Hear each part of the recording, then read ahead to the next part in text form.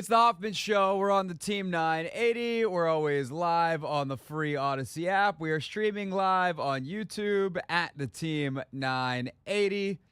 I'm making sure that I capture this on my travel blog because technically, Anthony, I'm still traveling. I am back in D.C. I am sitting in the usual chair in the Team 980 studios with my little travel vlog camera because I have not been home from Detroit. So we're still traveling, but we're home. We're here. We're excited. And we get to talk about the Washington Commanders taking Jayden Daniels, number 2, in the 2024 NFL Draft. I can't believe you played the Yates. We are the defendants. Because remember, we are the Commanders. That's right. That is right. I forgot. Big old to you, sir. Yes, sir. So ultimately, the Commanders did what we thought they would do. They took Jayden Daniels, the LSU quarterback, who has a tremendous upside, a very, very solid floor underneath him, and a work ethic that is exactly what you want to lead your NFL franchise. I think ultimately the Commanders did what I kind of thought they would for the reasons that I thought they would and why I would have, if I was Adam Peters, heavily considered going against my own quarterback rankings, which I unveiled, if you will, yesterday on this show at this time. 24 hours ago, I told you I would probably, if I am just universal rankings, not for the Commanders, for any team in the draft, I would have put Caleb Williams first, J.J. McCarthy second, Jayden Daniels third, and Drake May fourth. With the reason being, I feel like with J.J. McCarthy, I'm at least hitting a double. I think I can hit a triple, even if I know I'm probably not hitting a home run. But that's also with the caveat that, like, I love the landing spot that McCarthy goes to in Minnesota. It's the right offense for him. That is going to get the absolute best out of him. If J.J. McCarthy's ever going to become a home run, it's going to be under Kevin O'Connell in Minnesota. But if I am the Washington Commanders and I am picking second, I want the chance to hit a dinger. I want a chance to knock this pick out of the park, which is why, because the margin is so small between all three of these guys, with Drake May in there, in my opinion, I don't know that it was quite that close in theirs. It certainly seemed like there was some distance between McCarthy and May as they're 3 and 4, and I don't know exactly how much distance between Daniels and McCarthy is 2 and 3, presuming that they had Caleb first and just out of range doesn't really matter. But the point is, I would, if it's that close, I'm willing to take that risk at number 2. And stylistically, the things that Jayden Daniels does well right now, the things that have a floor underneath him as a player, the things that I think I can accentuate with my current personnel and his strengths and skill sets fit very nicely with the offensive coordinator that I'm currently employing. I think it's really important to not necessarily just pick your quarterback based off your coordinator and thinking that they're going to be here forever. You want the guy who is coachable and is adaptable, and certainly, you know, your marriage of coach and coordinator, or your marriage of quarterback and coordinator, is extraordinarily important. And if you completely ignore it, you're also going too far the other way. But with what Cliff Kingsbury likes to do, throwing the ball outside the numbers, creating advantageous situations and space for his receivers, I think Jayden Daniels is an excellent, excellent choice. And his ability to throw a touch, his ability to anticipate, so long as that translates to the NFL level, his ability to throw the deep ball, as Adam Peters said in his post-draft presser last night, he's the best deep ball thrower in the class. And for a team that has struggled to stretch the field, despite the tremendous amount of speed that they've had at wide receiver, that is an essential piece to being the explosive team that Dan Quinn wants to be. And I think that's the other part of it. On and off the field, Jayden Daniels is everything they want. He's a grinder. He's a worker.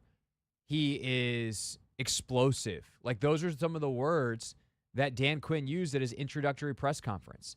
And Adam Peters is great at finding what the coach wants so that you can really tell if your coach is any good. Hey, I gave you all the groceries you asked for. This was the recipe. Now go cook. Can you cook? We're going to find out if Dan Quinn can cook over the next couple of years. I've got pretty good faith that he can.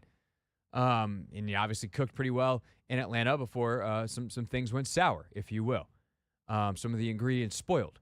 But at the end of the day, I think the overwhelming trait, the overwhelming thing that drives Adam Peters towards Jayden Daniels, why I would imagine Adam Peters, when he flipped on the tape, just could not turn it off, is Jayden Daniels is one competitive son of a gun. He screams competitor.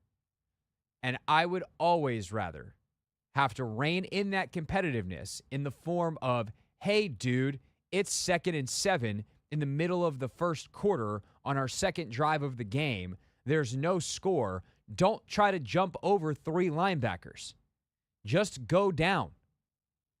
I'd have to rein that in, or much rather have to rein that in and say, hey, you want to know the actual way to win this game is not to lower your shoulder there or leave the ground and try to jump over a pile.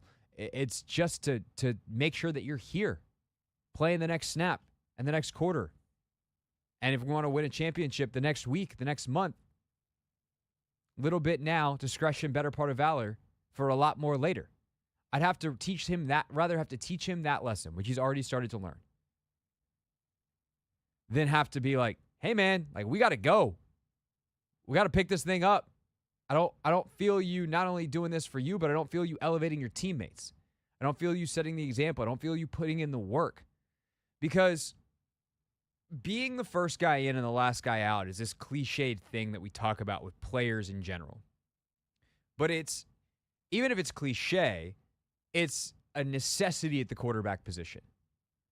The studying that you have to do in the NFL is so immense that you have to just put in time, even once you learn how to do it, even if you're very efficient with your time and you're studying. Because some quarterbacks can study all day. They don't really know enough of what they're looking at. They haven't been coached well, or they just don't have the natural abilities, or they haven't been taught, whatever it is. They just haven't learned how to study it. And so they might spend hours and hours and hours watching film, and they get half of what Peyton Manning could get watching in 30 minutes. That's the reality of anything that involves skill and study and processing and intellectual power, etc. But with Daniels, I think he's definitely already learned some efficiency at the college level that will translate well to the pros, but he is willing to put in that time. It is a prerequisite. And obviously the stories of all different kinds of guys are legendary. Alex Smith, when he got here, he was that kind of guy. I mean, Kirk's that kind of guy. So you have that level of quarterback. Tom Brady, Peyton Manning, you have that level kind of quarterback. Russell Wilson, probably somewhere in between.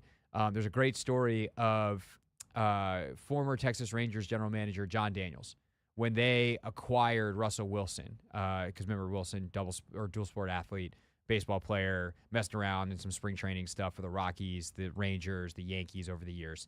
But the Rangers acquired Russell Wilson. And obviously Russ was in Seattle at this point.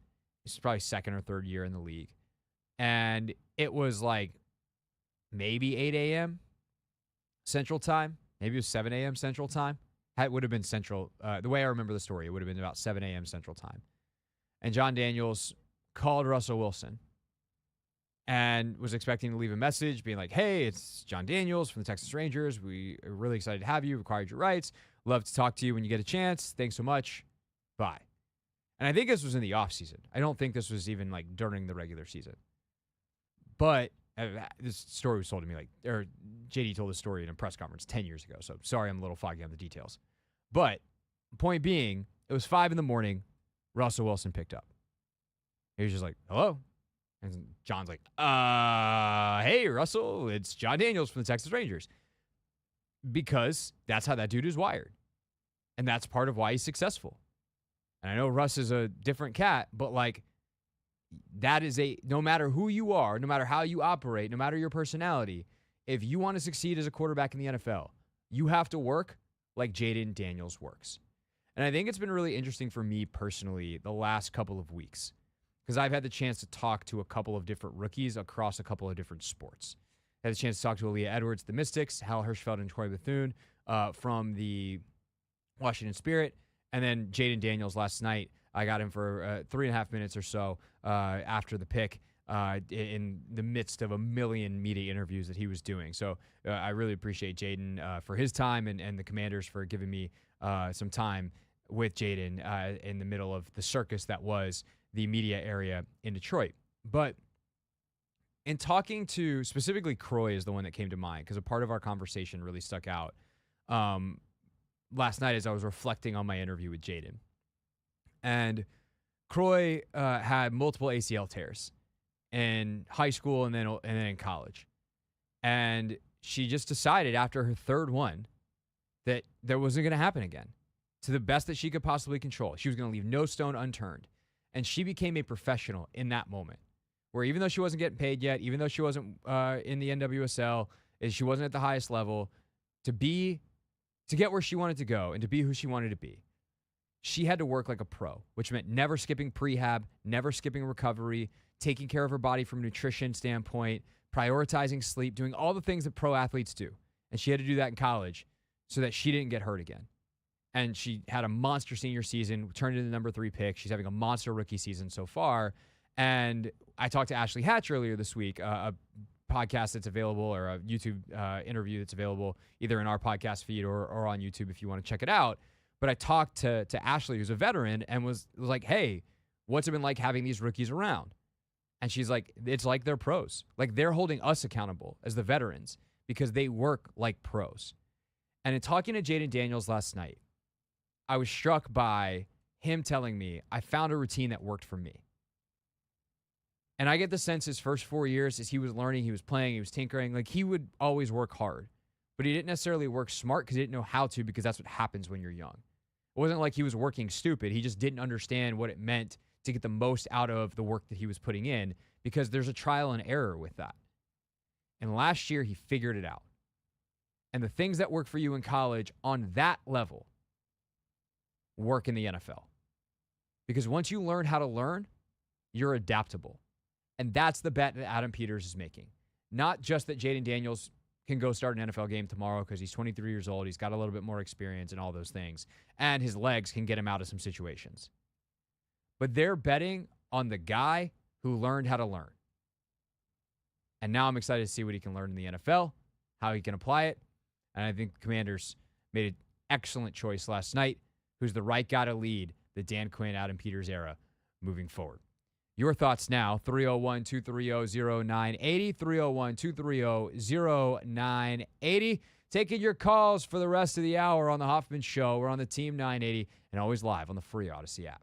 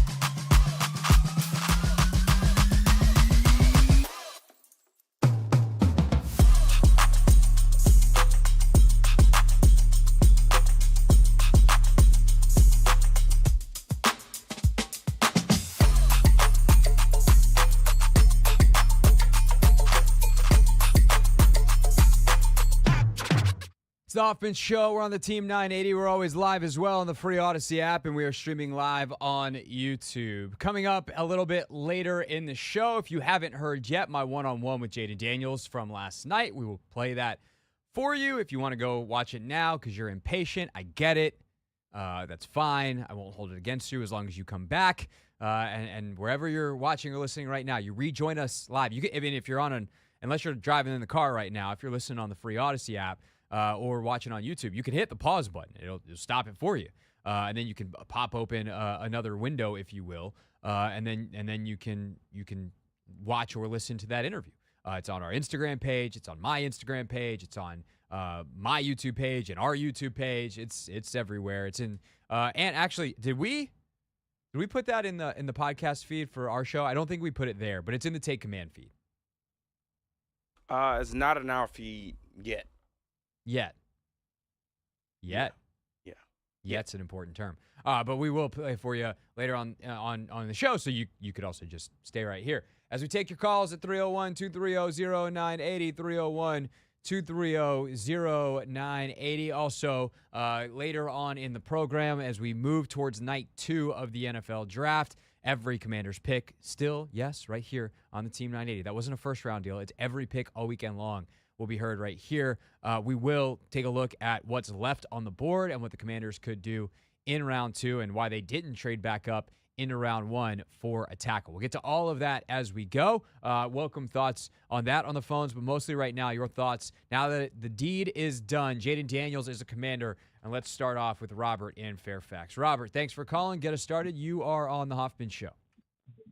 All right, Craig. Yeah, it's a great day. Couldn't be more psyched about Jayden Daniels, but I just kind of want to say I think the pick was obvious. You know, just like Adam Peters kind of alluded to in his press conference. They knew this for a long time, and he was their number one choice from the beginning for all the reasons that he said. He played in top-level competition, the SEC. Kingsbury wanted him, you know, which a lot of people said from the beginning. This is like Kyler Murray 2.0. You know, Kingsbury's a mad scientist. Now he has a perfect canvas to do all his, you know, crazy plays, you know, with Jayden Daniels that he probably will not be able to do with Drake May. And, look, I'm not bashing Drake May. He's talented. But he's on the Jordan Love timeline. And, like, this fan base doesn't have that much time, you know? So I just want to say I'm happy with the pick, and I thought it was obvious in the beginning, and I'm happy they made the obvious choice. Yeah, one of the things that I wonder, Robert, thanks for the call, is, like, I think a lot – this is going to sound crazy, and I'm not looking to start fights today, but one of the things that I think people need to – know about Jayden Daniels is in college, he did not do a lot of the running around making plays stuff. He did a lot of the running making plays stuff, and he did a lot of the making plays stuff. But I actually would tell you, if the guy you're looking for is Kyler Murray, the better comparison is Drake May. Drake has a stronger arm and does more off-platform. Like, part of what makes Kyler Murray special, to the extent that you think Kyler Murray is special or not, is he has the baseball background where he can make a throw off of any platform. One of the things that makes Jayden great is he's able to find his platform all over the place in the pocket and quickly deliver the football. But he doesn't have nearly as much as Drake May, what scouts call the second reaction type of stuff.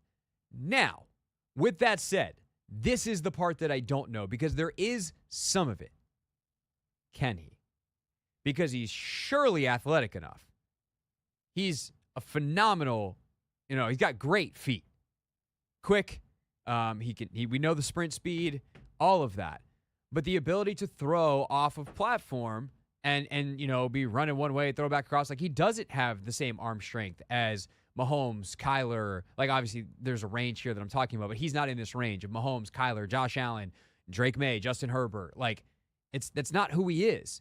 Just because he's athletic and is a good passer doesn't mean the two have necessarily combined in college. But what I do wonder is, did he show just enough of it on tape, even if it's not a regular feature of his game at LSU, that they can move him around a little bit, and Cliff feels comfortable with that to do exactly what Robert and Fairfax just suggested. But it's just, It's a point of clarification, not to diminish Jayden, just to point out this is something he hasn't shown in college. And I think one of the things that's really hard about this is just because someone did one thing in college doesn't mean they can or can't do it in the pros. And there might have been enough of it on the rare occasions that he did where Cliff goes. And there's a scouting saying that I heard from Daniel Jeremiah during this process that some scouts live and die by, our coaches too. If he can do it once, he can do it. And so that very well might be the case of how they feel about Jayden Daniels. Let's go to Paul. Paul, thanks for calling. You are on the Hoffman Show. Hey, it's always good to get the calls, man, for you to take my call, man, because you talk about a lot of different things. And I want to say this also as far as the pick, man, which I'm ecstatic about. I really like that pick, is that this guy, man, he puts in the work.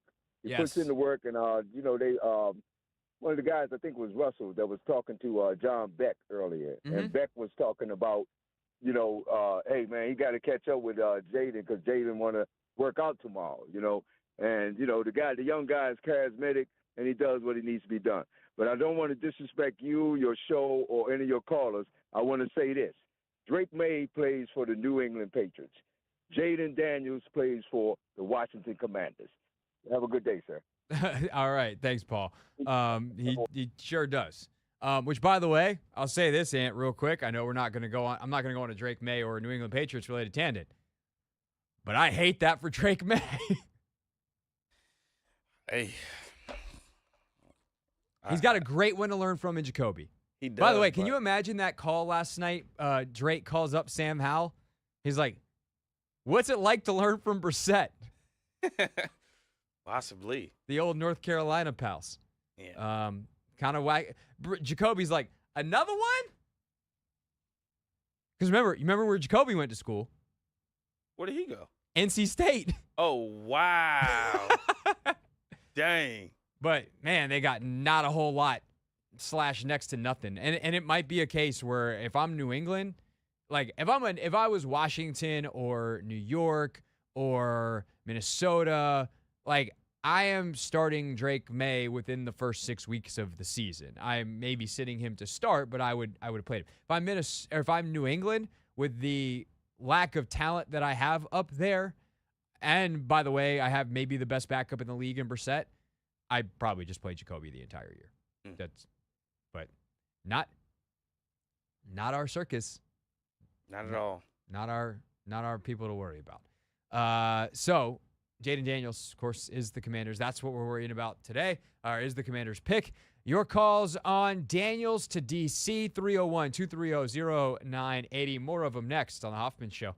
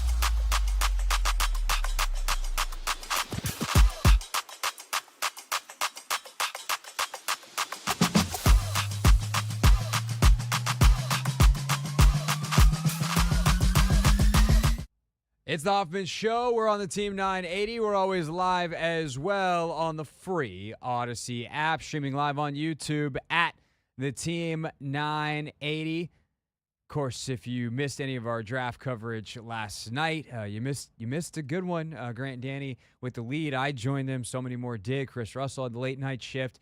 But tonight we're doing it all again. This time, Sheehan and Denton in the driver's chair when I'm done at 7 o'clock. So do not miss every single pick from the Commanders. They'll be up quick tonight. Pick 36 is their first scheduled pick. They've got 40, and then they've got 3 third-rounders as well. Should be a fun night that we'll talk about a little bit more later. Right now, though, our focus, of course, on the first-round pick, which is Jayden Daniels, quarterback, Louisiana State University. And we're talking about it with you at 301-230-0980. Let's go to Ross in Tampa. Ross, thanks for holding through the break, man. You're on the Hoffman Show. Going on, man. Hear from you again.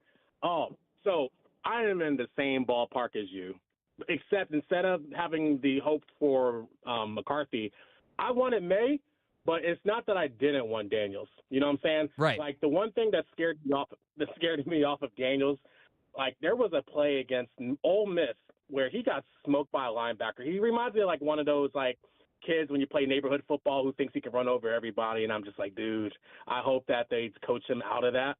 And then I think it was the opener last year against Florida State where he tried to jump over the entire line of scrimmage, and he caught himself getting the nasty spine buster. Like, oh, please don't do that against the Eagles. That's going to be painful to watch.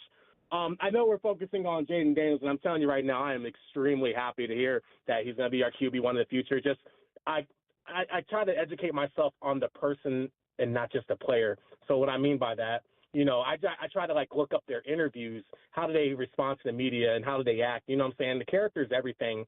And I see, I don't know, it kind of reminds me of Kirk a little bit in terms of, like, you know, handling the media and all that good stuff. But real fast, before I let you go, I had mentioned something on what's his name, Chris Russell's show yesterday. Mm-hmm. Do you remember, and Anthony, chime in if you can, you guys remember when he left ASU and it was like a whole circus in the locker room and everybody was like kind of surrounding his locker? I don't remember specifically, but I know there was some stuff when he left ASU. Yeah, it was a video that went around on Twitter for a little bit. The teammates were in his locker getting everything that he left behind, and the guy in the background who's recording it was like, well, I can't repeat verbatim, but he was basically saying how this guy sucks anyway. Who needs him? So I just kind of wonder what he's up to these days, if he still wants to maintain that thought of Jayden Daniels sucking. But real fast, for picks 36 and 40, oh my goodness, if Kool-Aid McKinstry falls, I would love it. If we can get Paul maybe at 40, I feel like that still might be a little too early for a Paul, but I'm not the GM, so I don't really make the decisions. That'd be great too. I wanted to say A.D. Mitchell, but I'm hearing some not so good things, and I never knew about that with A.D. Mitchell because, like I mentioned before, I'm a Georgia guy, and he was never an issue in Athens. So I don't know what happened with him when he went over to Austin, Texas, but if the Bills pass on him, then, yeah, that's a major red flag because I'm like, because they so need talented. a receiver down bad. Ross, thanks for the call. Yeah, I mean, I'm not going to – like, there's clearly stuff when – like friction between Arizona State and Jayden when he left. But he was also like one of AP and Herm's guys. And there was friction between AP and Herm and everybody when they left at ASU. Like, that was not a good situation, one in which ASU is still paying for with some of the sanctions and all that kind of stuff. So I'm not really going to hold that against him. And also, like, he was 20 years old. And it seems like he's grown up a lot in the couple of years at LSU. Like, Brian Kelly's not an easy coach to play for. And he thrived under Brian Kelly. Like, Brian Kelly will make sure that you are on a certain path and are living a certain way. And sure, yeah, he probably tolerates some stuff that is unsavory because he's a college football coach. And Brian Kelly's an interesting person, to say the least. Remember when he grew an accent for his introductory pep rally? Good times. But at the end of the day, like, I think that focusing on his exit from a college at the age of 20 amongst a bunch of other 18, 19, and 20-year-olds is getting distracted more than it is focusing on the reality of whatever he is now and maybe even whatever he learned from that situation. Let's go to Al in Arlington. Al, thanks for calling. You are on the Hoffman Show. Yeah, I like the pick. I mean, let's be honest. Like, if you didn't know him already and you watched the draft last night and you saw the highlights of him, you see this kid can scan the field, and they say scan the field at a professional level. He's a dual threat, and the talk about his size and his slight frame, they can bulk him up. He's already bulked up from the end of the season up until the draft. I think he went up. I forgot what they said, how much he gained in weight, but that's fixable. I'd rather fix that and teach him how to slide than talk about what a great ceiling he has in the future, like Drake May. We've been down that path. We don't have the time to sit a guy for 2 years. So I think that this was a solid. Al, let me ask you a question, because you're the second caller that said that. Why do you say we don't have time? Well, okay, so obviously I don't have any inside knowledge, so what kind of patience this new administration is going to have with Quinn and his staff. But the moves that they've made clearly show that they are not in a total rebuild. Wouldn't you agree? I mean, they've put some key pieces in place for them to be competitive this year. And we'll see throughout the draft. Like, kind of. I think they put a floor underneath them this year, but I don't feel like they haven't signed any major impact players unless Luvu busts out in a major way. He might wind up being a guy, but even then, he's probably like a tier 2, which you need a lot of tier 2. Like, if you could have 3 tier 1 players, 10 tier 2 players, and the rest of your roster be solid, you're a championship level team. So I'm not trying to diminish the value of a guy like Luvu even if he's really good, but they haven't spent any money yet. And this is year 1 of this administration, and Josh Harris is very patient by ownership standards. So I wholeheartedly disagree with the fact that, yes, they're trying to be competitive this year because they're trying to establish a culture and a way of going about their business. But with the quarterback specifically, the goal is to win the championship, and they are building through the draft, and this was the first pick of that part of the plan, which is the biggest and most important part of the plan. I mean, fair enough, but I can't help but feel like there's some hope, and maybe this is the fan base talking, because I've heard other callers say this, but that there's some hope that this could be like a C.J. Stroud situation. I mean, there's hope. But every fan base has hope every year. And you know what happens to most fan bases? I don't mean to be a downer here, but this is what happens to most fan bases that have hope. This time I'm going to kick that football clear to the moon. And the beauty of the NFL is every year we come back and we line up and we try to kick the football again. And sometimes you're Houston, but a lot of times you're not. Yeah. As a lifelong Commanders-Redskins fan, you don't have to tell me that. Right. Al, thanks for the call. I appreciate the back and forth. And again, I do think that they think Daniels can be impactful this year. And I would tell you, if you tell me the number is 5.5, 6.5, I'll probably take the over. You tell me it's 8.5, I'm probably going under, which is an improvement for a team that won poopsie games last year. That last year was terrible. This year is going to be way more fun. They're going to be way more competitive week in, week out, without question. But this is the NFL. This is really hard. And we'll talk about that concept seemingly being lost on people even in the NFL later when we talk about the Atlanta Falcons. But when we talk about Jayden versus Drake, I think you take Jayden because you feel like you can fix the smaller issues with him and get to a similar ceiling versus Drake, where there's some stuff where you go, I don't know if we can fix that. Logan had this great line on Take Command in our final quarterback chat, and he had talked to some of his quarterback coach buddies around the league, and they had studied these guys, and they had studied Drake, and when they looked at Drake May, they're like, yeah, I don't really know why sometimes he misses throws. He just misses. And when you don't know what the problem is, you can't fix it. And I think that scared teams. And even if he's got a lot of stuff, go watch Drake May's highlights and tell me that you don't think that can be a great football player. He can be. And he's got great leadership. He's got great charisma. He's got a lot of what you want in the package. But there's some fundamental basic stuff as compared to when you watch Jayden, and it's just smooth. And it's confident. And there's a rhythm to his game that's just really, really enticing. And you're like, wow, he's got a great feel. And he plays so competitively. And I will say, for as competitive as Drake May is like from a character development, you talk to him, all that kind of stuff, and his work ethic and all that, he has had some moments where he hasn't come up big. And Jayden in big spots was money. It's part of the reason I like McCarthy as well over May, is because he didn't have to do a whole lot, but a lot of the stuff he had to do was really high pressure, and he delivered a lot, like almost every time. And I could say similar things about Jayden. There's some games they lost where he delivered, where he like gave them a lead late or set them up in field goal range late for a game-winning kick, and they miss it, and then they lose in overtime. I can't remember what game it was. It might have been Mississippi State. I think they lost like 52-49 in overtime. And it's a wacky one when you watch the highlight reel or the all throws reel, because he like gets them into field goal range at 49-49 with 25 seconds to go in the game, and next thing you know, the game's over. And you're like, wait, why am I on the next game? What happened at the end of that one? And it's because the special teams and the defense yacked it up. And that is a huge reason why their record was what it was. It wasn't because Jayden came up small. But yeah, that's kind of, to me, is on the timeline piece of it, is if I thought Drake May was guaranteed to be the better quarterback in 3 years, even if Jayden is better for the next 2, I would take Drake May. And if I'm Adam Peters. But I don't know that that's the case. Jayden's better now, and I think he could be better in 3, 5, and 7 years. So you take Jayden Daniels. You don't think twice about it. It's the Hoffman Show. We're on the Team 980. We're always live as well on the free Odyssey app. We got Rob, Dan, JYD, and some open phone lines. So coming up next, let's see how many of those get filled, and we'll try to empty them out. We'll try to take as many calls as we can next on the Hoffman Show.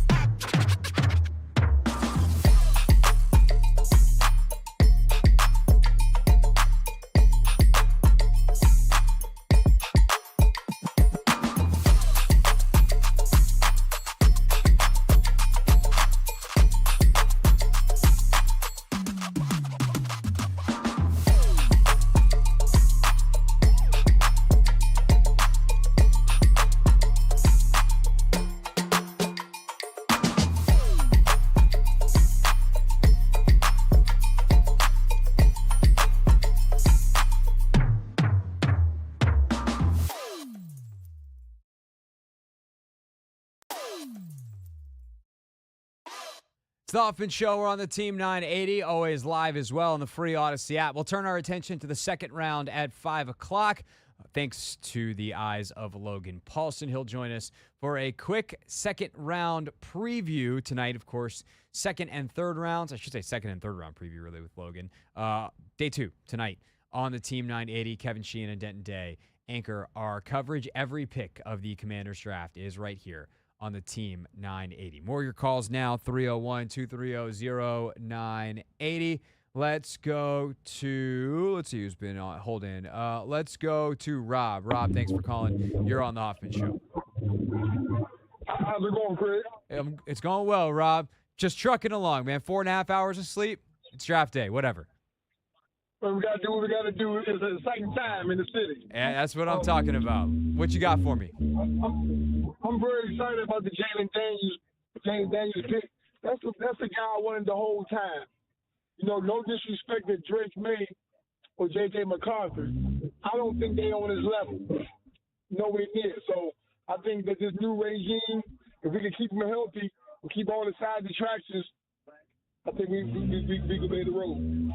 All right, Rob, thanks for the call. I mean, we'll see. I do think that, you know, part of this, you mentioned the organization's role in this. I've said this a lot over the last couple of months, and I'll continue to probably be saying this as we watch Jayden Daniels' career play out. It is now on the organization to make yourself right. It's one thing to get it right, make sure that you don't miss anything in the scouting process, but then you have to set up your players at all positions, but especially at quarterback, for success. Let's go to Dan. Dan, thanks for calling. You're on the Hoffman Show.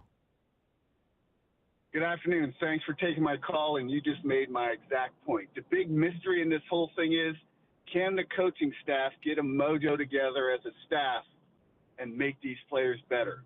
Because we have no record of what this coaching staff has done. You look in Minnesota, everyone said, oh, McCarthy's perfect for their system because we've seen it. We don't know what they have, so we don't know which quarterback was right. So in my view, all the pressure's on the staff, and there's no pressure on Jayden because he's trying to do what they do, and can they get a proper program for everybody? That's sort of my take, that I don't think it's discussed enough.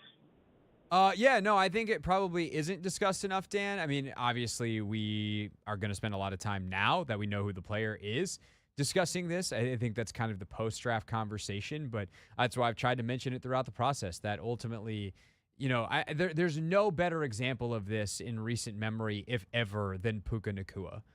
The Rams wide receiver was taken in the 5th round last year, and there's this now, you know, famous, whatever level of fame, mic'd up, you know, behind-the-scenes clip can be.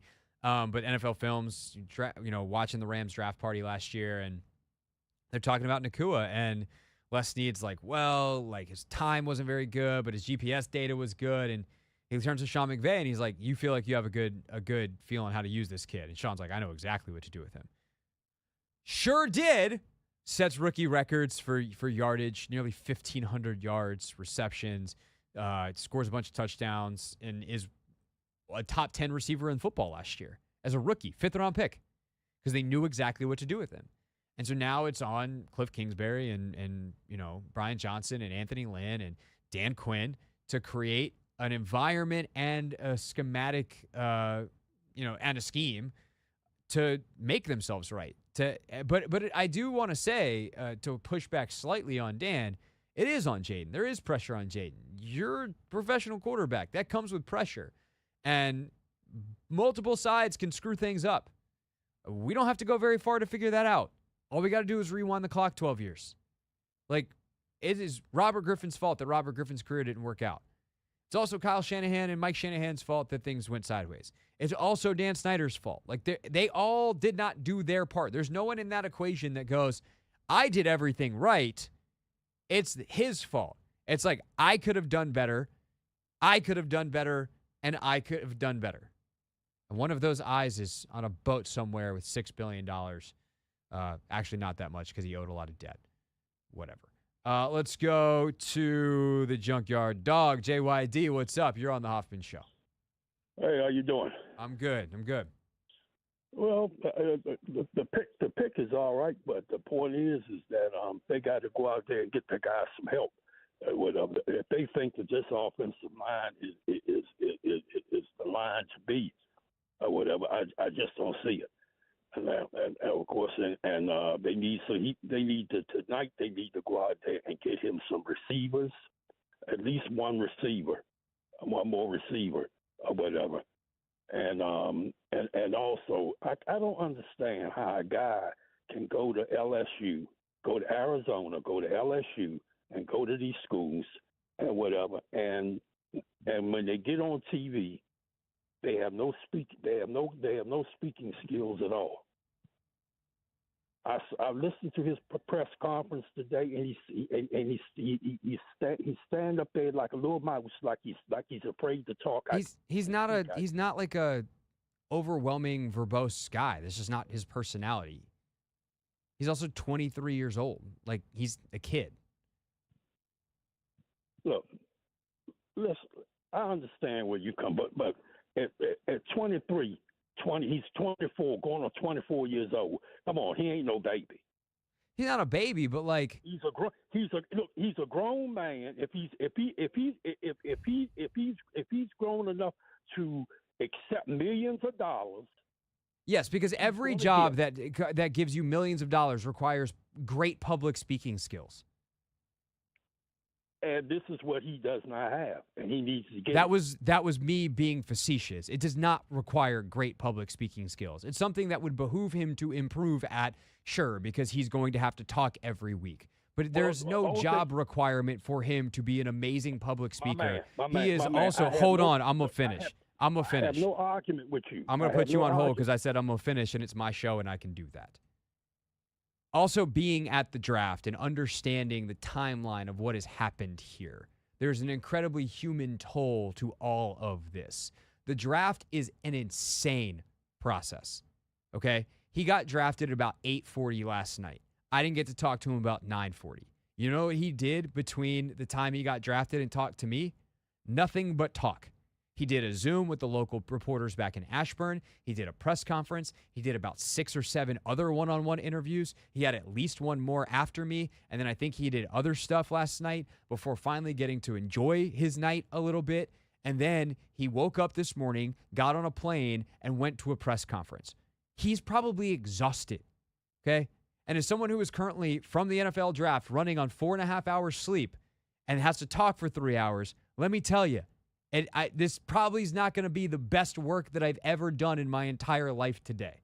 So what I would tell you, JYD, is that there is a human element to this that I think deserves a little bit more respect for the circumstances than just being like, I'm excited for the pick, but this dude sucks at talking. Who cares? That's your opinion. Sure is. Thank you. Goodbye. Let's go to Terrence. Terrence, thanks for calling. You're on the Hoffman Show. Hey, man, how you doing? Doing great. I'm so glad you finished that off because, okay, not even going to talk about him. He's in the past. Anyway, for a while I thought y'all weren't taking any calls from Dallas because every time I call in, I just got phone rings. But anyway. Well, we can talk to Anthony about our Dallas policy now that the draft is over. Okay. I think this is a great pick because if you look at all the coaches, I don't know, everybody's saying that we just got all these coaches together and you don't know what they're going to do or whatever. But if you look at all the pieces and look at the type of players that they usually coach, Jayden Daniels fits it. The scheme that the offense coordinator does, he fits it. All the players that he had before, places that he's coached, those are the skills that fits it. So I understand a lot of people like Drake May and all of that, but he would have to learn a lot, a couple of those skills to really be able to fit it and make it, and make it work. Yeah, I mean, I agree, Terrence. I'm sorry, I'm up against the clock. I got one more call I want to get to right quick, but I appreciate the call. I promise, despite your area code, we will pick up next time that you call. I think that, I mean, it was kind of one of the weird things of the scouting process where I tend to agree with what Terrence just said, that I think Jayden Daniels is the best fit of the three for what I imagine a Cliff Kingsbury quarterback to be, even though the one of them that ran an air raid system in college was actually Drake May. Now, what is Cliff's offense at this point? I don't know, but I know some of the principles that he has tended to use, including throwing a lot outside the numbers, pushing the ball deep, and having a quarterback run factor in it, which Drake and JJ both can run, but obviously not like Jayden Daniels. So that is I think, a great point that, you know, while it's muddy, it's not like the cleanest thing ever. It's not like one guy was, you know, Peyton Manning type statue and the other guy's Lamar Jackson. But within even the differences in layers of those three players, it does seem like Jayden Daniels the best fit for Cliff and what they want to do and who they want to be. As I said earlier with Dan, like, he's also explosive, which is one of the key words that Dan wants to have be associated with the Commanders. All right, last but not least, Franco, round us off here on the Team 980 for this hour of calls. What's up, man? I'm just calling because I'm so thankful, man, that we got a new beginning. And what I won't do is criticize my quarterback, who is a Heisman Trophy winner. I'm quite sure he's well-spoken, but that's not what we should be concerned about. If he wasn't, so be it. But what's the criticism for? Either you're with us or you aren't with us. Man, look, we got a new beginning. Let's start together. We can only build a foundation on a strong foundation. I mean, a strong house on a strong, solid foundation. So all this stuff that is irrelevant about what a man's talking about, what he's speaking. He's hot. He's in the moment. He's excited. He's just been chosen number 2 in the pick, and all we can say, he can't talk. What? God bless you, man. Have a good weekend. Bye. All right, Franco, that's a great end to the hour. I have nothing to add. The Commanders have plenty of adding to do. Day 2 tonight here on the Team 980. 5 picks and one trait that stands out in what the Commanders are looking for. That trait and who Logan Paulsen sees as having it in spades, ready to go and get selected by Washington tonight. Round 2 and 3 preview next.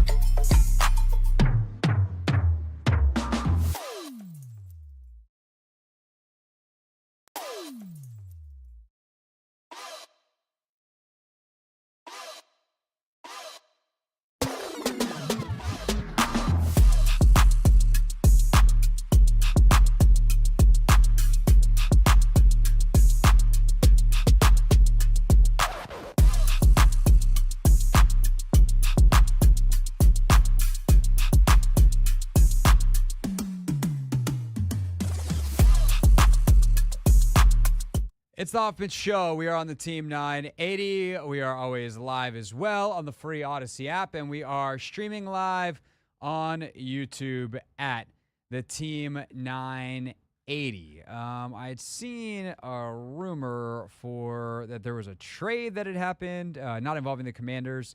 It doesn't seem to be the at the top of things here, but whatever you go, or whatever on that. We'll get you all the news as it breaks, heading towards the second day of the draft tonight. Of course, the Commanders on the clock at 36-40 as of right now. We'll see if they ultimately wind up picking there. If they do, offensive tackle certainly seems to be one of the positions they are looking at. Defensive end is possible. Corner, receiver, who knows? The one thing that definitely will be a characteristic, a trait, a note on the player they select is they are going to be competitive as hell. That is how they're having this organization be. It is a trademark of both Adam Peters and Dan Quinn. Jayden Daniels certainly fits that bill. And so Logan and I, as we concluded last night, wanted to take a look at some guys for today. And I was like, hey, man, instead of just prepping and having that knowledge sit in your cranium, why don't we talk about it? And so that is today's Not My Beat. Today's top story from the perspective of someone who's there. You are looking live. This just in. Not My Beat. It's time to take command with former NFL tight end Logan Paulsen and former Commanders beat reporter Craig Hoffman. What's up? What's happening? Surprise! Logan and I want to talk into microphones more about football. We only have a couple hours to do this. A round 2 preview. Logan, I am back in D.C. I went straight from the airport to the office. See, this is where I used to do the show all the time. Yeah. With the Take Command team banner behind me. Here we are. It's time to preview round 2. Yeah, I'm really excited to do this. Stayed up late last night, watched a little more film. Just, can't get enough draft. Here we are. We're all getting out of our minds. Let's make it happen. Yep, our minds have been lost. Let's talk about football for a recording that'll be a historic back for posterity. All right, or we're doing this in part because I wanted to make sure that you got to actually use your knowledge, because they're gonna select maybe 2 guys in the second round, maybe a couple more. We'll see if they trade back, whatever. And you've studied all these players, Logan. We can't just limit your knowledge to the guys that they pick. But one of the things that kind of I was really struck by as we left our respective microphones last night was you kept. I thought you just made a great point, which is clearly they're character, and the character trait they're leading with is competitiveness. So you were going to go back and watch film and kind of be like, all right, who are the guys that really stick out in terms of competitiveness? Who are the guys that scream, I'm a Commander, now that we know, nope, this is really how they're doing it. With that said, who are the guys that you kind of circle now at the top of round 2 with pick 36 when you match it up with the board? Yeah, I think, there's a couple things to look at here. I mean, let's just take tackle because we talked about those guys a little bit last night. So Roger Rosengartner, Kingsley Sumataya, Patrick Paul, and Amadiji, right, from Yale and whatever school they're at. Anyway, so one thing that when you watch the film, and what I noticed when I talk to some coaches who really evaluate, not here necessarily, but some of my other buddies who really value competitive toughness, is guys will get fixated on a play. So I went back and I watched, Kingsley Sumataya just for fun. And I was like, versus Texas Tech, he's a little raw, he's a little all over the place, he's not super technically sound. But then there's a play where he runs, I want to say it's 65 yards down the field after running back, on a run. He, you know what I'm saying? And so that shows up. And then couple that with his athleticism, and be like, oh my gosh, this guy's getting after him. And it's not always there, but there's enough of those moments where you're like, maybe this is the right mixture. And then a guy like Roger Rosengarten from UW, I mean, I went back and watched that Michigan game, and I just was like, this guy should be a first-round pick. That's how I came out. Really? Watching it. And again, it's one game, and it's probably one of his better games. But for example, there's an edge rusher who does a spin move on him, beats him badly inside. He does a match spin, mirrors up, gets in front of the guy, battles the guy, keeps him flat. Penix is able to effortlessly step around. He's got a backside cutoff on a 3 technique, which on a tackle is very, very hard. overruns the 3 technique, pancakes the guy, just this tremendous finish. And again, it's not always perfect. The line's a little bit off every once in a while, but I just was like, this guy's awesome. I really enjoy watching him. Like just like a football player's football player. And so I came out of that thinking, these are some guys that I really enjoy. Patrick Paul, I think is a little up and down in terms of effort, but occasionally you see him kind of big body finish somebody and you say, maybe that's what they're looking for. So my point of this up is just as that is a sample size, you say to yourself, well, like if I like Patrick Paul, hypothetically speaking, I could find plays where he's finishing and playing with great competitiveness. So for me, I think you could probably tell, like, I'm a Roger Rosengarten stand at this point, right? But I'm well aware that he has his physical limitations, right? He's got 33.5-inch arms, not great. He's 6'6", he's like 300 pounds, a little bit on the smaller side for an offensive lineman. I know, which is crazy to say, but I like him and I would give him a shot because I like what I see from him on film.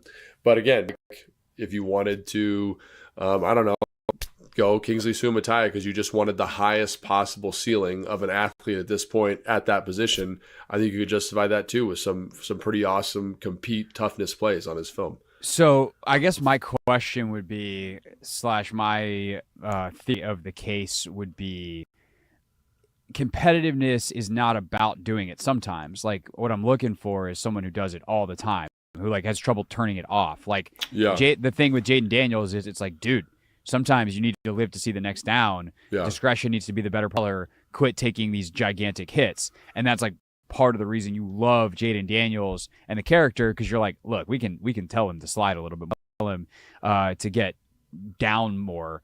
But if I'm seeing a guy that competes sometimes, or like sometimes has that, especially at O-line, sometimes has that FU to him and sometimes doesn't, like, is actually not, like, I guess it's kind of like, if it's sometimes, does he actually have it? That would be my question. Yeah, and I think if you kind of look at, again, I'm making an assumption here. If you look at the guys they were interested in, guys like Amarius Mims, you're looking at guys like Jordan Morgan, right? Just guys they brought in on 30 visits, etc. Yeah, stuff like that, right?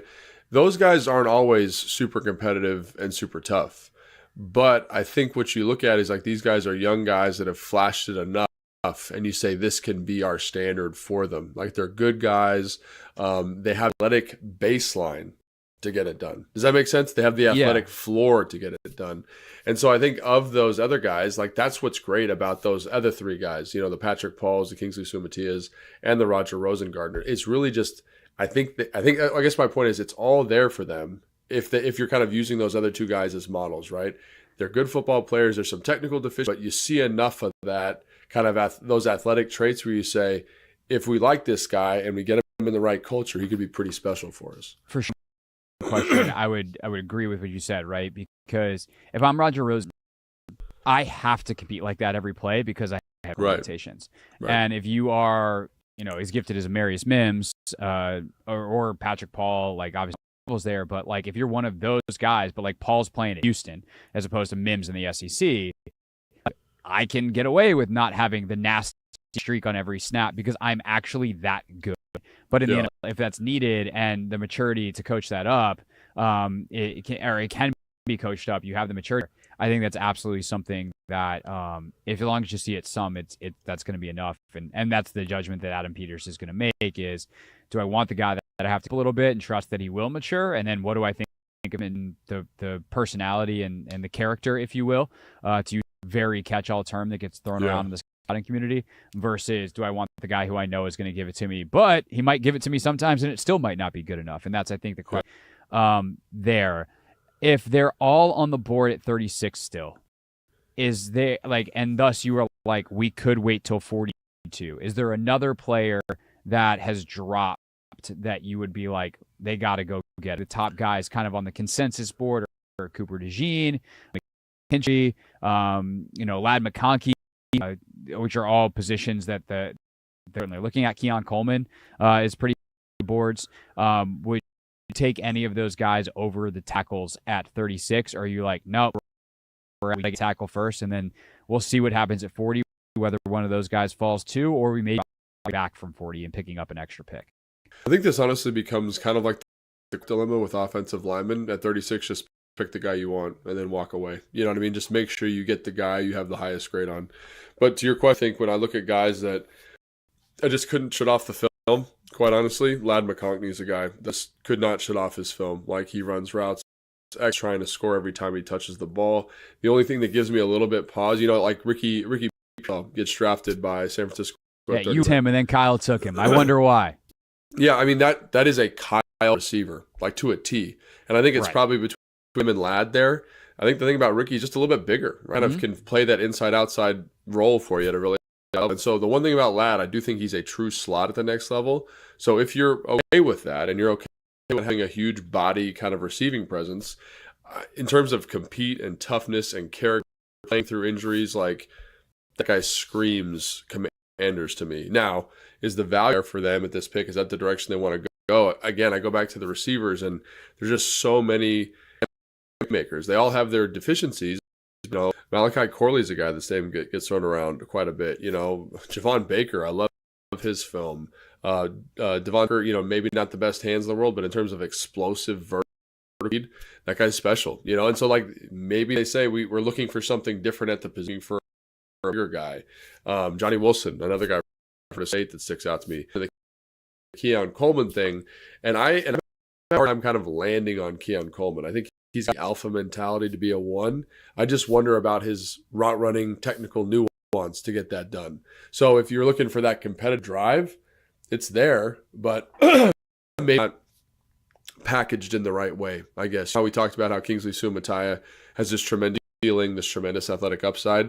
I worry that the athletic ceiling for Keon Coleman is maybe not that of a true alpha, big-bodied one receiver in the NFL. He's more of a big slot. And so you got to kind of make the election accordingly.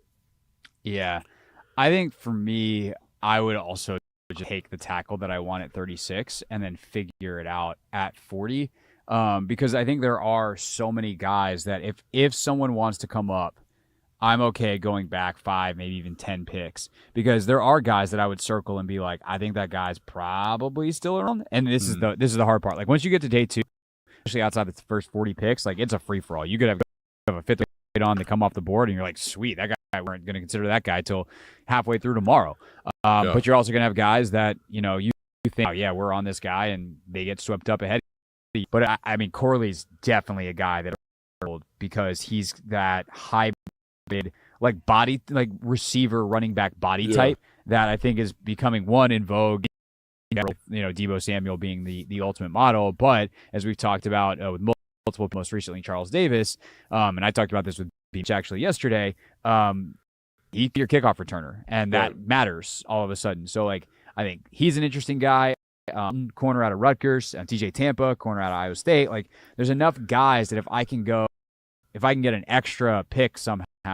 I think the hard thing, though, is, like, we live sometimes, I think, in the fantasy land where it's like, oh, well, if we could trade Dak to 45 and also pick up 55, and it's like, I don't think there's a team that actually has those 2 picks, and they're not giving you that. You're getting like an extra 5th at this point to move around, maybe a 4th. So I do think that is something to consider as well. What kind of value are you really getting? You can somehow pick up another top 100 pick in this draft, amazing. If you can pick up a 3rd, frankly, or 2nd next year, depending on where that would be awesome, because teams undervalue picks in a really, really dramatic way. But there are enough guys that I feel pretty good as long as the tackle, because the other positions that dropped, corner, receiver, where you definitely are looking if you're Washington, a plethora of options on the board. Yeah, and I you asked me, like, are there any guys that stick out to you as just true, like, competes? And so I've, like, highlighted a couple of names here at the positions you're working about. So one is Jalen Polk from UW, the receiver, and like, that dude is an absolute dog and a half, man. And if you want, he's going to compete and fight for you every single down. Contested catch monster, 6'2", 210 pounds, kind of a little stiff, but is an absolute dog, right? TJ Tampa, you mentioned him already. Instraw Jr., I like him. I don't love him, but has that kind of like chippy competitiveness that you love to watch on film. Javon Bullard, the safety from Georgia. Kamari Lassiter is a guy who didn't run as well as people thought. Georgia, but like, I think has that kind of it factor from a standpoint. Edgerrin Cooper, the linebacker from Texas A&M, is, I mean, he is, I've never seen a guy that I thought that just screamed more like than him. He's got long, like 30.5-inch pass rush arms. He's 6'2", he's 240, he ran a 4.5. He rushes well from the line of scrimmage. Like, think about how they use their linebackers. Like, think about them bringing in Luvu, just this movable chess piece. Yeah. Those guys together moving forward is pretty dangerous. And then it also sounds like, I mean, that starts to sound, I mean, he's just not, like, he's not the level of athlete that Micah was, but like, that's how Micah Parsons started. Remember, they drafted Micah Parsons in Dallas as a linebacker. And then he's too good of a pass rusher. And not that Edgerrin Cooper's going to go all of a sudden be a second-round pick that you take at 40 that turns into Micah freaking Parsons. But, like, if he's like, that kid exists in the book for Dan Quinn and Joe Witt Jr. to know what to do a guy like that as they kind of figure out where the best use for him is as a young player. Absolutely. And then the other two guys that I've got highlighted on my sheet, at least are Fisk from Florida State, the defensive, like just there's certain guys you watch them and you're just like, how is this guy not tired? Like, he's playing so hard. And then him and Marshawn Nealon plays that exact same way. And I just think, like, if you're looking for a dude that screams Sanders, the slot corner, again, he's a slot corner, so that fit need necessarily.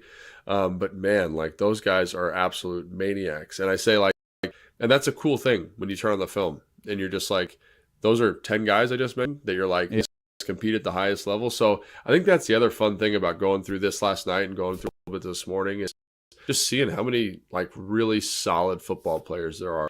And thinking about the Commanders having 5 in this group of guys. You know what I'm saying? You're talking about Max Milton, like, he might be a 3rd-round pick, but the Commanders could still get him. You know what I'm saying? Like, there's just all these guys that are pretty dynamic. So I don't know. It's a really interesting, exciting. Adisa Isaac is another guy that flashes to me from Penn State. And so, like, there's 12 guys Dane for you. Brugler told us, like, he circles that guy as a Commander. Yeah. He's like, that's a Dan Quinn player. And just the competitiveness, the toughness, and that's a lot of fun, I think. And it gets me excited. So, like, obviously, if the tackle's shirt up, or maybe you think Ladmaki's the guy, and then you take a tackle at 40. As long as that tackle's kind of shirred there, I think there's a lot of excellent, really competitive, tough football players that get me really excited for the Washington Commanders moving forward. For sure. And just wrapping up here, I think the last point that you kind of touched on in there that I'm going to go back circle and highlight and underline here is they got 5 picks today, not 2. Like, 67 will be up fast enough and then 100. And those, like, some of these guys that we mentioned might be available. Some of them, you kind of mentioned as 3rd rounders potentially. Some of them could go high. I mean, Matt could be 40, he could be 67, he could be 78. That's the fun, but there are definitely dudes in that Washington, kind of has in this dog mentality mold that are going to be available, and they're a little physically limited, which is why they become 3rd-round picks. But I think this is worth remembering too.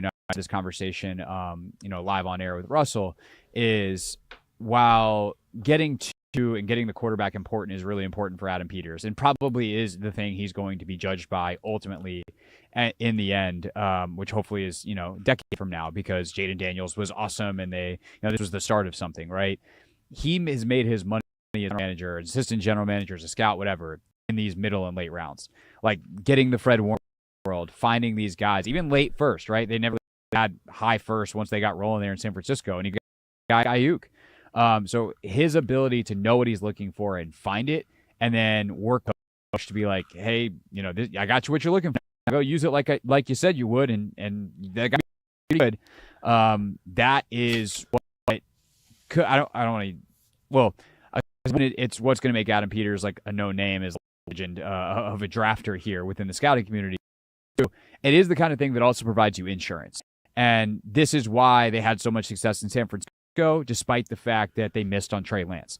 And they had to trade up to get Trey Lance. But they were so good in these middle and late rounds that it just didn't matter. And part of that was they nailed Purdy, ultimately, last pick of one of these drafts.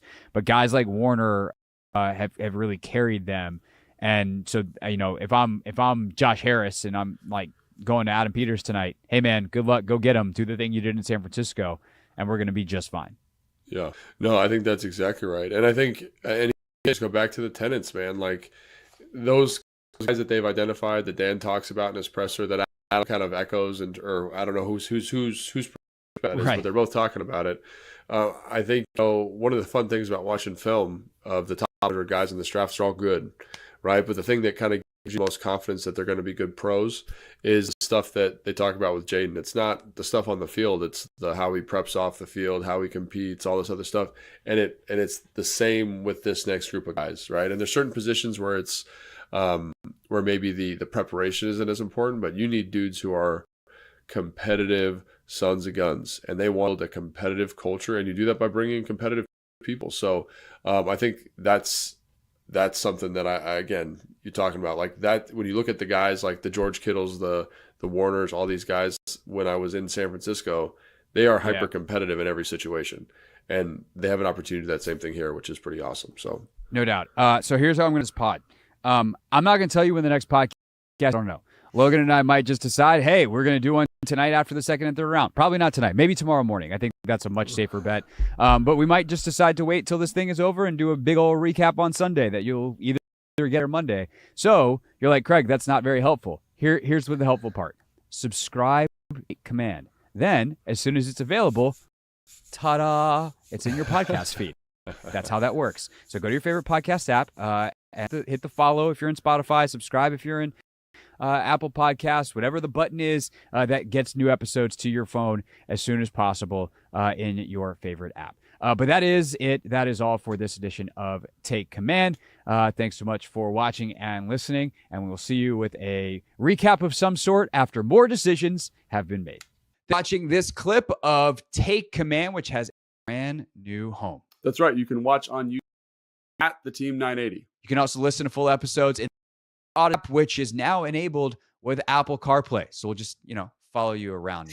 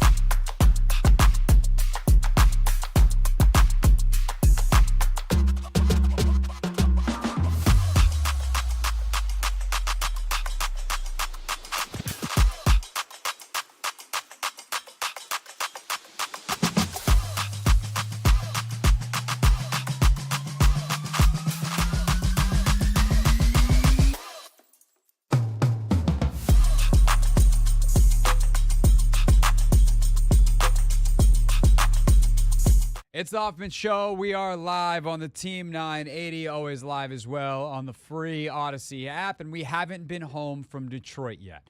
Even though I'm back in D.C., I literally have not stepped foot in my home, and I actually won't tonight until after I head down to Audi Field to watch the Spirit take on Orlando tonight, and then it's time to go home. Then which is gonna be very weird because Anthony, I'm gonna go home from the Spirit game, and I'm gonna empty my trunk, and I will have my suitcases and stuff from my trip. Like, right? Oh yeah, I haven't been home yet.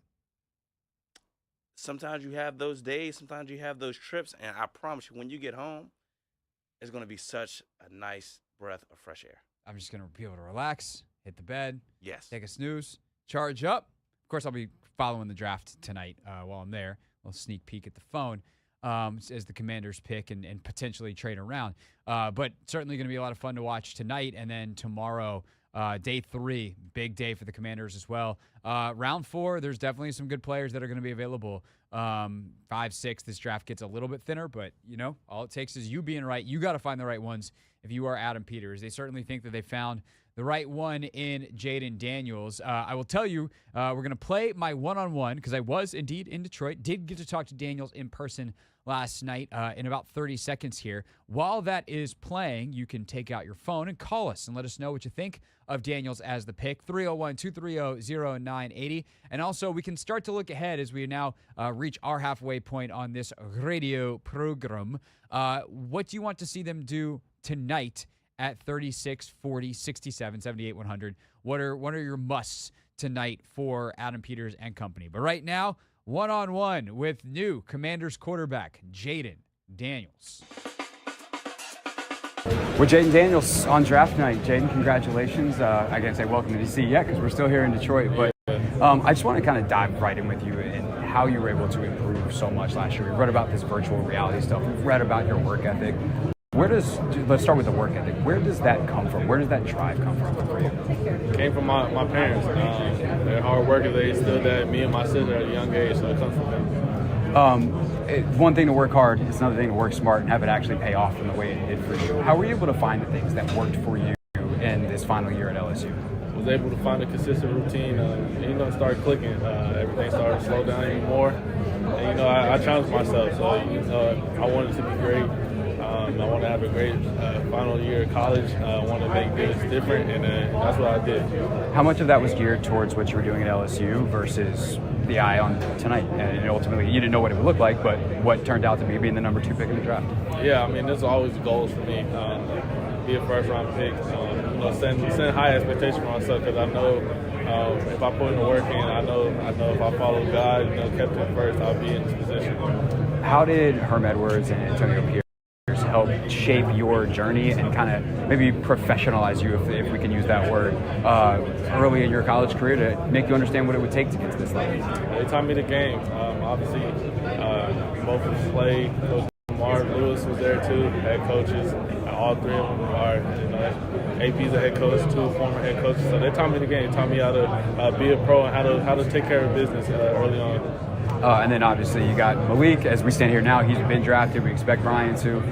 Being around those, I think all that, kind of the tide rising, all the boats, iron sharpens iron, whatever your favorite phrase is. How did that go down at LSU for you guys? It went down. We wanted to be better. We're very competitive. We push each other to be great each and every day. For you, as you look forward now, you got a couple of great weapons on the outside, obviously with you in Washington. Where do you feel like you can immediately come in and you're going to feel comfortable in the NFL? That's a great question. I got to get there first. You're here now. They drafted you. Yeah, I'm here. I got to go step foot in the DMV over at the facility, and I'm excited to get to work and get to know those guys as human beings. And outside of football, I've been watching football all my life. I've seen what they can do. I'm excited to get to know them and get to know them personally. I'm sure Adam Peters, your new GM, Dan Quinn, your new head coach, are excited to hear that. They've talked about being a people-first organization. I know that there's been so much said about the coyness of their process and all of that. But are you excited to now kind of take that all away and get to know them and Dan especially as the coach? Yeah, 100%. I've been getting to know them through this process, but now we can build a deeper connection. Jayden, last things for you off the field real quick. Anything specific to DC you're excited to check out off the field? I'm just excited to be out there. I'm excited to go DMV and making my new home. How many interviews have you done in the last 20 minutes? I don't even know. Can't even tell you. We're about to add a couple more to the list. Appreciate your time. That is Jayden Daniels, the LSU quarterback. No more. He's the Washington Commanders quarterback now. And it really is. Like, we can take people behind the scenes real quick from what it was kind of like. So there's this giant, like, endless row of tables that we could set up at. I had my own spot, thankfully, on Radio Row, which was, I only really set up the radio stuff once to hop on with Grant and Danny, and then you become this multimedia person lugging around a camera and microphones and all this stuff, and there's just chaos in there. And there's a press conference room, and I know that Jayden did local media with like a Zoom first, and then he did the press conference on site, and then he did all the one-on-one interviews with me and Natalie from ABC7, and Chick Hernandez was there from WUSA 9, and Sam Fortier ultimately got time. So, obviously look for Sam to write something over the next couple of days as well on Jayden in the Washington Post. And so it was just kind of crazy, the overstimulation for all of us, where everyone's just kind of like wandering around dazed and confused, but appreciate Jayden's time. Giving a little bit to us and some thought, some of those questions I'm sure you've been asked a couple times. I don't get to hear all the other interviews. So I tried to, that's why even I started with like, hey, I just want to dive right in. It's not like, how do you feel to get drafted? I feel less excited than I did an hour ago because I've been asked how excited I am 78 times in the last hour. This is less exciting than I thought it would be, this portion of the proceedings. So I was just like, hey man, tell me about you. And it was cool to get like some of the insight from him, obviously, on what it was like, to have the path that he did. And it's something that, if we get the chance to talk to him after he gets a chance to catch his breath, I definitely want to talk more about that journey, because it's a pretty crazy one, from being a Cali kid to going to Arizona State.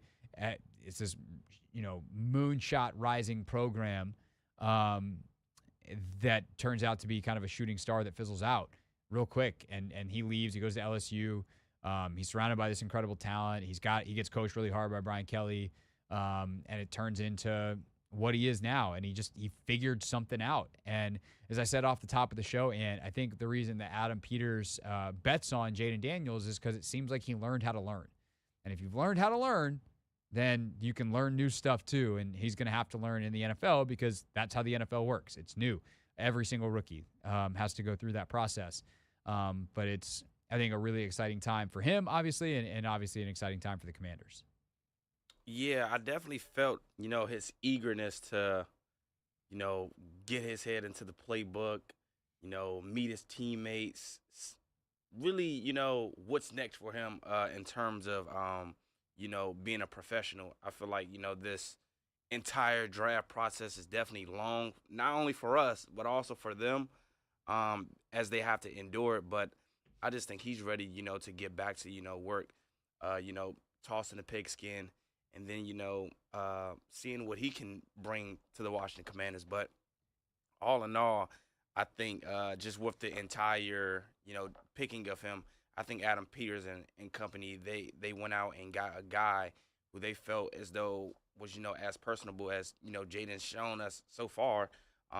Like what I've picked up on him so far has been like, pretty cool. I would say, like, as a person, like, he seems cool to me. You got to speak to him yesterday.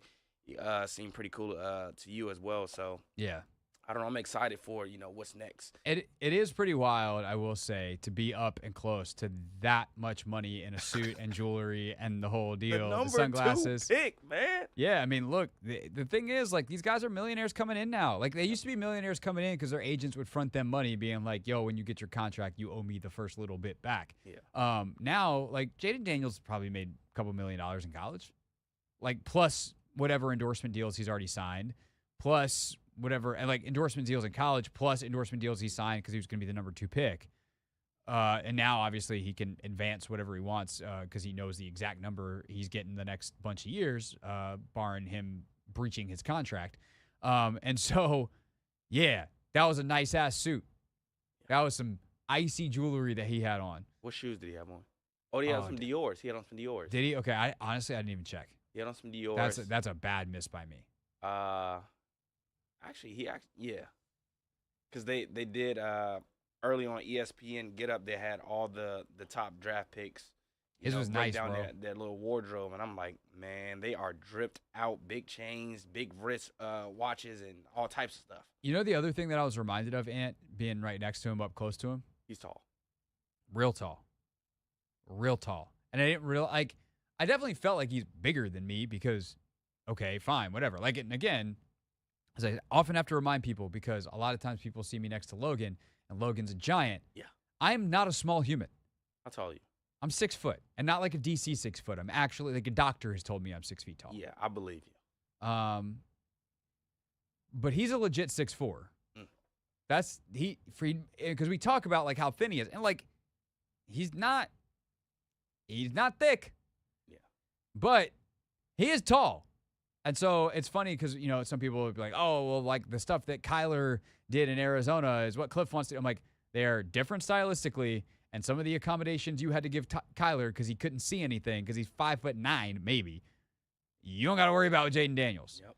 And so it's going to be interesting to see because, like, his bone structure, he's not a big dude. Like, his frame isn't designed to put on a ton more weight. Like, sometimes you see guys and they're like, they have the shoulders where you're like, oh, you'll fill out. And I feel like I didn't get to see McCarthy in person, but I feel like some folks that have spent some time with JJ are like, no, like he'll fill out. And obviously a lot of other positions, even like guys that are already big by any human standard, like it's like, oh yeah, no, that 220-pound linebacker is going to be 235 in 3 years. It'll be fine. Like he's got room. I don't know how much room Jayden has. I think, especially without slowing down, because like he can add weight. The question is, can you add weight and keep the speed? And maybe he winds up sacrificing a little bit of the speed because he'll still have plenty for a little bit more weight and to be able to take some hits and to just be harder to bring down.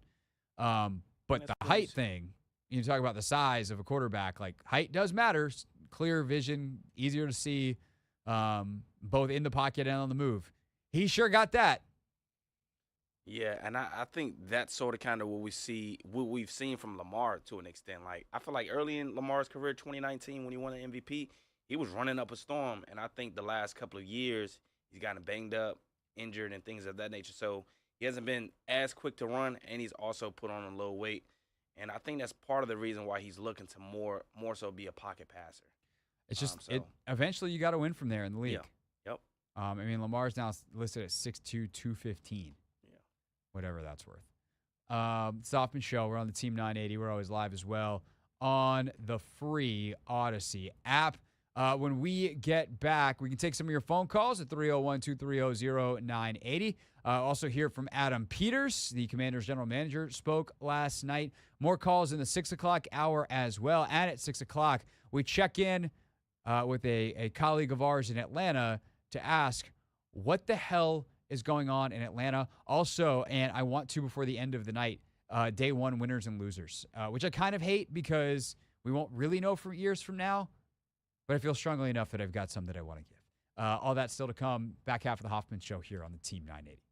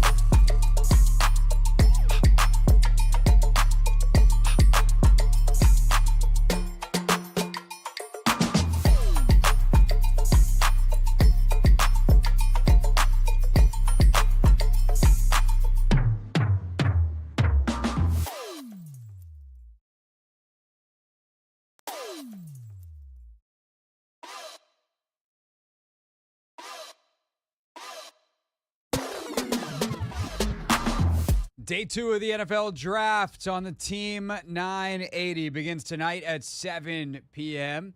Take your calls here on what you would like to see them do. 301-230-0980 as we wait for the phone lines to fill. A little bit from Adam Peters, the Commanders general manager, on what he did night 1, which was, of course, take LSU quarterback Jayden Daniels as the number 2 pick.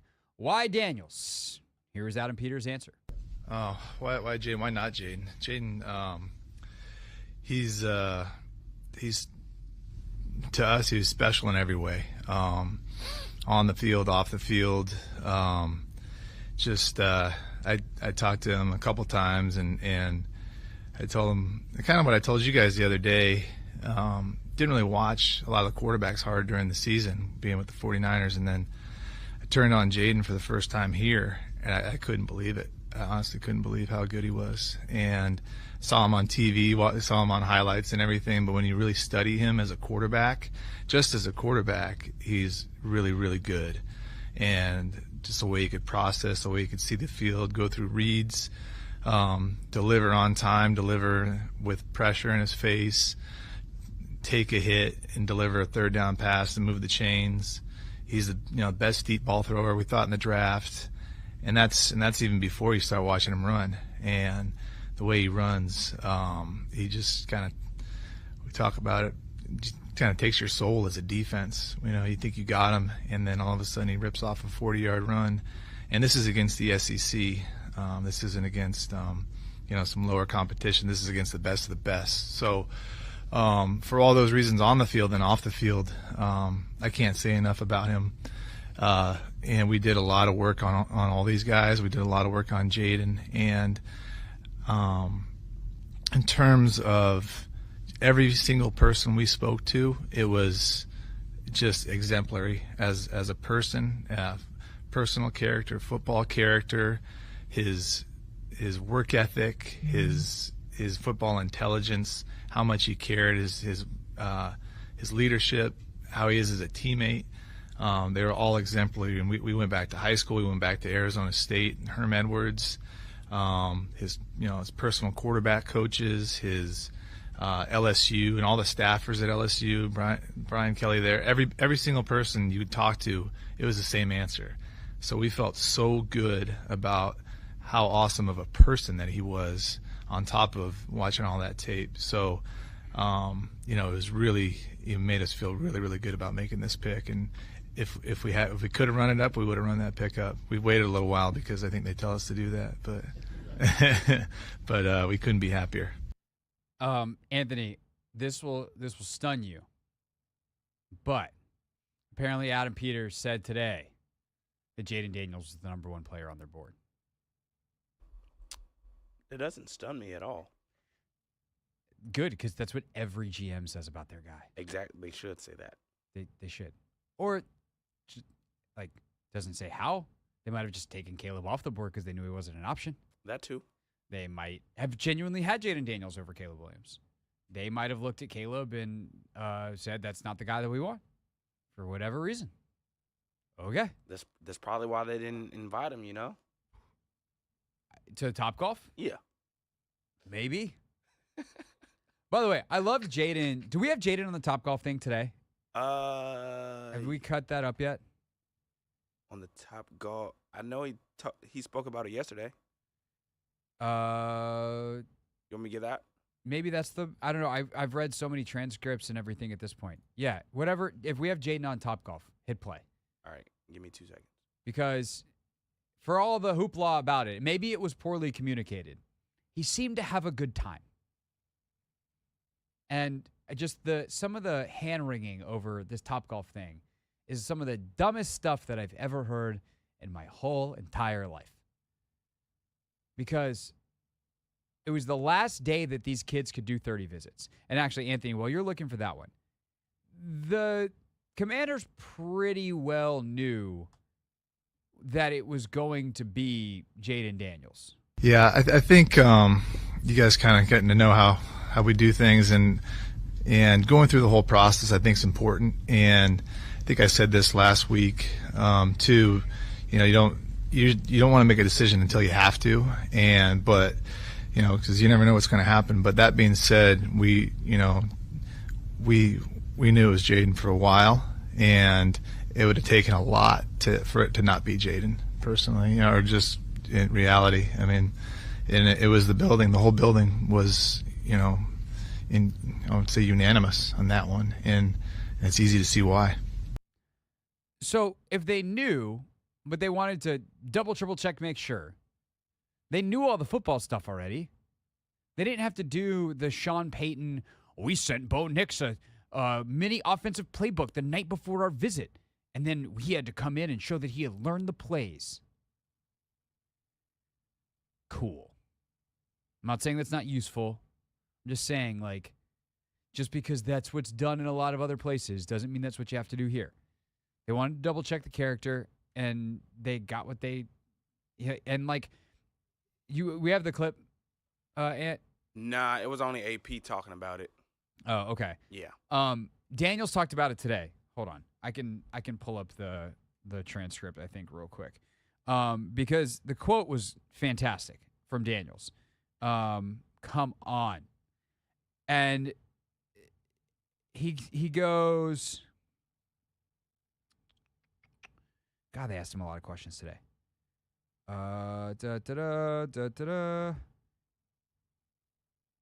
He goes, man, it was cool. It was fun being able to enjoy a process with 3 other guys that I know personally. 2 of them I was working out with each and every day with Mike, as in Michael Penix, and JJ McCarthy. So it was fun to be able to come out here and not really focus so much on football, just to kind of get away and recharge your mind, because, we have so much pressure and stress as far as Mike having to go here, traveling, learning install, stuff like that. So to get away with and get away from that and then just have fun and connect with the guys that you don't usually connect with, it was awesome. Here's what I'll say about that as I throw my phone down. This was the last day of 30 visits. They had done 98, 99% of their work. If one of these guys showed up and was a turd in the punch bowl, that might have changed the eval, but they were basically done by then. And so now they're the team that engendered good feelings to all of these young guys. That when their teammates, still in college, looking for a team next year, or them in the future, think back to their pre-draft visits and who they want to associate with when they become free agents in the future, and go, you know who I really vibed with, where I had a great time? Washington. You want to know what hasn't been said about Washington in 25 years? That.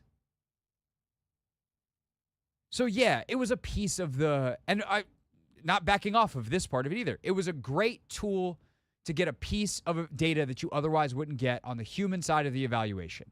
But it was also a way to get good vibes and good feelings, and even, here's another group of people, to have these players call their agents and be like, hey, how was the visit to Washington? It was a lot of fun. We talked a little football. I met with the coach, and then we all went to Topgolf and hung out at the end. Because it wasn't just those 4 quarterbacks either. There were some tight ends here. There were some O-linemen here. They took a huge group of prospects over there. And they all had a great time. Or they're all lying. But I think they all had a great time. And should it have maybe been communicated a little bit better to Jayden and his team because of the presumptions about him coming here? Maybe there could have been better communication, and I bet you Adam Peters doesn't make that mistake again if that was the case. But at the end of the day, all the hand-wringing, all the other teams and all the reporters taking their shots, they got their guy, everything's fine, and you got a bunch of other dudes that are like, hey, I like Washington.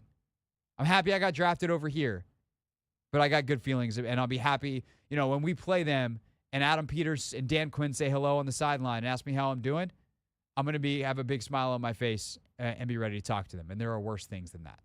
It's the Hoffman Show. We're on the Team 980. We're always live on the free Odyssey app, and we have no idea why the Atlanta Falcons took Michael Penix. We'll go down to Atlanta next to see if we can get an answer on the Team 980.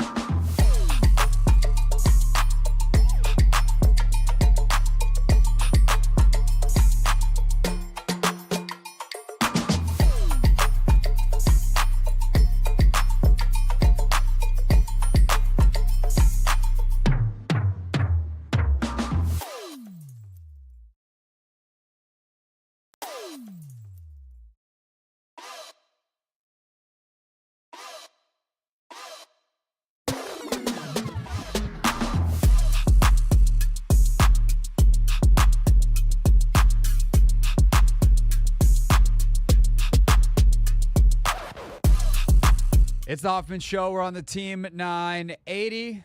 We're always live as well on the free Odyssey app. And we head out to the guest hotline for our one and only time today. We'll take more of your calls on the Commanders draft later on in the program. But right now, the Falcons. What is you doing? We're going to ask that question to Randy McMichael, who is stuck trying to answer it. He's a host down at 92.9 The Game, our sister station down in Atlanta. Randy, what's up, man? What kind of day did you have on the radio? First of all, I appreciate you having me on. It was a day. I will say that. It was a day. It started, from the whole week. And I think this was the thing, because you know this. You do this just like I do this every day. And around NFL drafts, it's so, I don't know what it is, so intensified because people see one sheet. They see one name with 32 players. There's no other players. And for 3 months, they saw Dallas Turner or an edge rusher at 8 to the Falcons. And so that was the whole mindset of the Falcons fans. And when they took Michael Penix, and I'll just say taking calls a day, it was more or less nobody – it's not that they didn't like Michael Penix, because they love Michael Penix. They hate the fact that they didn't draft an edge rusher there. And so it was a day down here in Atlanta. I can say that. So to me, it comes down to this, Randy. Like, this is just terrible resource management, right? I have no problem with them drafting Penix. I have no problem with them signing Kirk Cousins. I don't understand why the hell you do both. What was their explanation, and what do you make of their explanation?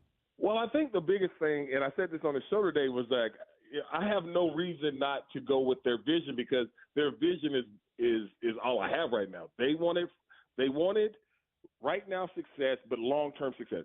Arthur Blank, the owner of the Falcons, had so much, and when I'm talking about the last, when Matt Ryan was here, he had a decade of some change with just consistent quarterback play.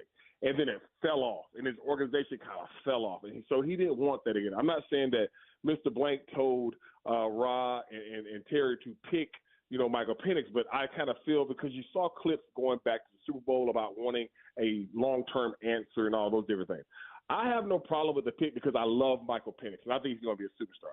But I was curious of why the reason, just like you said, you just gave Kirk Cousins all this money. Why would you go out there and do that? What was the timeline from the fact of free agency to the draft that you knew that you were going to get Kirk Cousins and then go out and do that? And as I was sitting here thinking about it after we got off the air, I was like, they had to pay that price to get Kirk Cousins. All right, they had to give that extra year, that extra whatever to get him here in Atlanta. But then I don't know if at that time when they signed it that they were thinking about Michael Penix. And so I'm so confused just like everybody else. But I love Michael Penix. It sucks that he's not going to be able to play, until he's not going to be on the field until 2026. But, I mean, if they get the edge rusher today or corner today, everything's going to be well. But right now, people are still up in arms right here. Well, that would be my thing, though, and I don't mean to make you like the guy who's got to defend the Falcons here, but like if that's like it's not done, because to me the damage is already done, because you could have had someone at 8 who could help you. And I guess this would be my question, like, do they not think that they can win the Super Bowl?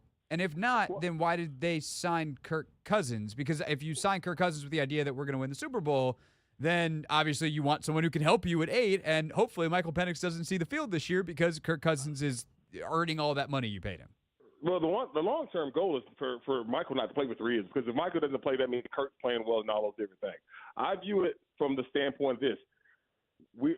From what I just was talking about earlier, you view 8 as, okay, we got to get somebody to immediately impact this roster. Rightfully so. I was with you. I'm agreeing with you, all those different things. But you can't find the same thing at 43. You can't find the same thing at 70, whatever they are. They got 2 picks in the 3rd, because of the simple fact is that there are 2nd, 3rd, 4th, 5th, 6th rounders that are impact players in this league every single day, more so than maybe some of these first-round guys. So that's how I have to view it, because me sitting here getting frustrated like fans do, and I call it in their promotions, because fans getting their promotions about their football team, rightfully so. But calling it a wasted pick this year, that's so it's a right way to look at it if you're a fan looking at it like, okay, he's not going to play this other, but they got all these other picks that they might be able to get that can help. But yeah, I'm just like I said, I love Michael Penix, and that's why I love this pick. But at the same time, I'm like everybody else, confused. Like, well, you had Kirk Cousins. When did you know that you wanted Michael Penix? Was it a week after you got Kirk Cousins, or was it during the courting of Kirk Cousins? That is my biggest issue, and that's the only thing I have questions about, not the pick itself. Right. And last thing, just before we get to that pick itself, is like, yeah, you could get all these dudes that you could get at whatever other picks they got, and whoever you could have taken at 8 that wasn't Michael Penix that could help you. And that's kind of course, the conundrum that everybody on the outside is like, guys, what you doing down there? Last thing in terms of question on this, like, what do you think the power dynamics are there? Because we've certainly got experience with intrusive owners up here, Andy. Let me tell you, is this an Arthur Blank thing? Is this a Raheem Morris thing? Where did Terry Fontenot and our old friend Kyle Smith fit into all of this? Like, how do you think this went down? I just think it went down to a point where you got the owner who wants a succession plan. He has said this. He said this at the Super Bowl. He wants a long-term succession plan. Now, this was before Kirk Cousins was even here. This is something that Arthur Blank said. He wanted this. Now, this pick was made by the football people. I do believe that. I don't believe that Arthur Blank told them to pick Michael Penix, but I do think that they know what Arthur Smith wants. And so when you look at the dynamics of everything that's going on, I just view it as a point where this was a organizational, type of thing. Like, I do believe that Arthur Smith was in on this Deshaun Watson thing. I don't feel the same way about this one right here because of the reason that he just gave a man $180 million. Yeah, $100 million right. guaranteed. Why would he want to do that? So I think this is a football decision that they went to him, and Arthur Blank sat back as the owner and going by his word about letting the football people do football things. It's going to be interesting to see. There's that video going around of Fontenot, the general manager, and Blank talking last night. I'm just, like, that's not me suggesting one way or the other. Like, I want to know what that conversation was. I'm sure you do too, and so does everybody else. I can't wait till we find out. That's all I'm saying. All right, you said Arthur, you got the steaks tonight. I mean, they're going to deliver it here by the end of the first. No, I told him we were on the second floor of the building. What do you mean? It's not my fault that it's late. Randy McMichael, middays, 92.9 The Game, is with us here on the Hoffman Show. All right, so you like Penix a lot. Take all the other consternation out of it. Why do you like Michael Penix so much? Why do you believe in him? I think I've always liked Michael Penix. I liked Michael Penix when he was back in Indiana. That Ohio State game when he was outstanding. I mean, first of all, he's a natural-born leader. He does things that at the NFL level that is so big. Like, he throws the intermediate, the deep route better than anybody in this draft. And then the NFL, I think when people think deep route, they automatically think the whole 9 route and everything, the go ball. I'm talking about the deep forwards, the deep comebacks, all those different things. He puts it where it's supposed to be. He can spin it like anybody else. And the leadership that he has, he's more athletic than people think he is. And, I just love this kid. I don't know what it was, but I'm talking about going back to Indiana. My partner here in Atlanta, Andy Bunker, he's a Washington grad, so he loves Michael Penix. And so I watched more and more of him at Washington. And I just think that, it was the Texas game. Remember the Texas game when he cut up Texas the way he did? And everybody like, oh, we got to get this guy. And then Michigan got after him a little bit. Like, he's not really that good. No, this dude is good. This dude can play. And I'm excited the fact that he's here. It just sucks that he won't be able to play for the next 2 years if things are going well. Because if he has to play before 2 years, that means either Kirk got hurt or it just went all the way to what. Yeah, no, for sure. The thing, it's funny because I feel like the way I feel about Penix is a more severe version of how I feel about Jayden, which obviously is where we've spent a lot of our day today and we'll continue to spend hopefully the next decade talking about Jayden Daniels here in D.C. But, like, there's a bunch of stuff that you have to do in the NFL that I've seen glimpses of on tape with both of these guys that they're going to have to do in higher volume in the league. And it's like, okay, is Penix the Texas game or does he do this stuff? Probably not as bad as he did in the Michigan game because that was, talk about the outliers on both ends, but where is he in between the middle of those two? And with Jayden, it's a lot of the same stuff, actually. It's like they're two guys who can throw the ball really well deep into the outside. How do they read and throw and execute over the middle of the field? Where's the consistency with that? And so they've done it.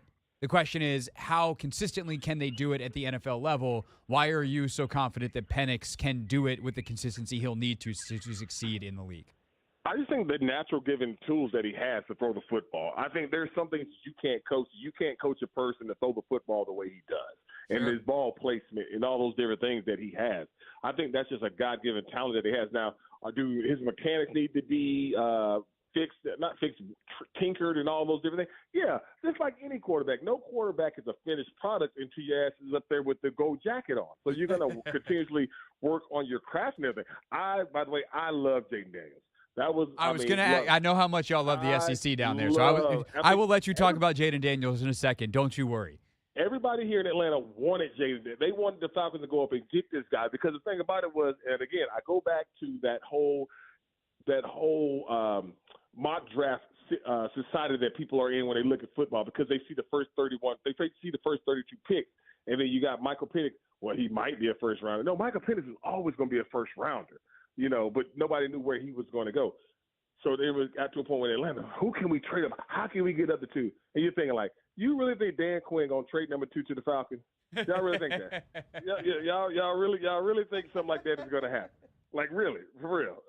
And then the whole thing comes out about the Top Golf thing, all the rumors that happen around draft time with that's going out there. Well, I'm cool on Washington, but like whatever. This young man wanted to be a Washington Commander, and I love me some Dan Quinn. Been knowing Dan for a long time, so I'm happy for him and that fan base, especially because they got a new damn owner. But just happy for him to be able to go up there and get him a young quarterback. Yeah, Jayden Daniels is special, man. Outside of when he plays against Georgia, but I mean that's how we do up here. Yeah, well, that seems to be everyone pretty much against Georgia the last 2 years. What he did against Alabama is why he's the number 2 pick, and that's not a sentence that a lot of people can say on either the Alabama or the number 2 pick part for the last however long Saban was there. Last thing for you, Randy. What's your favorite DQ story, since you got some?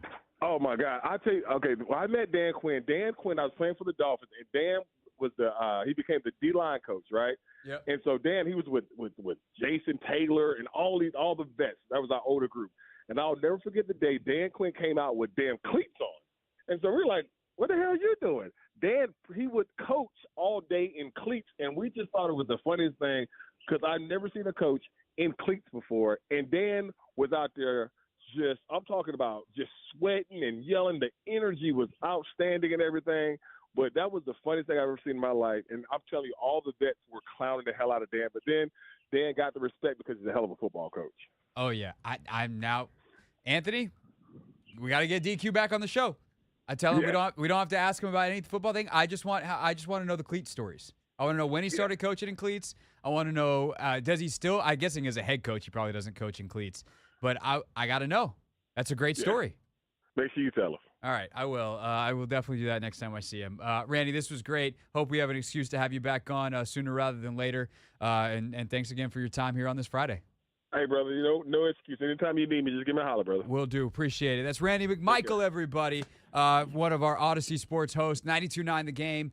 He hosts middays down in Atlanta. As you heard, played in the league as well, wide receiver. I think it was 11 years that he played. I was looking up, double-checking on his resume earlier in the show.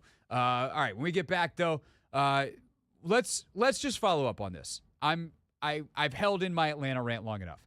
Winners, losers, day one, and then we'll look ahead to day 2 next on the Hoffman Show.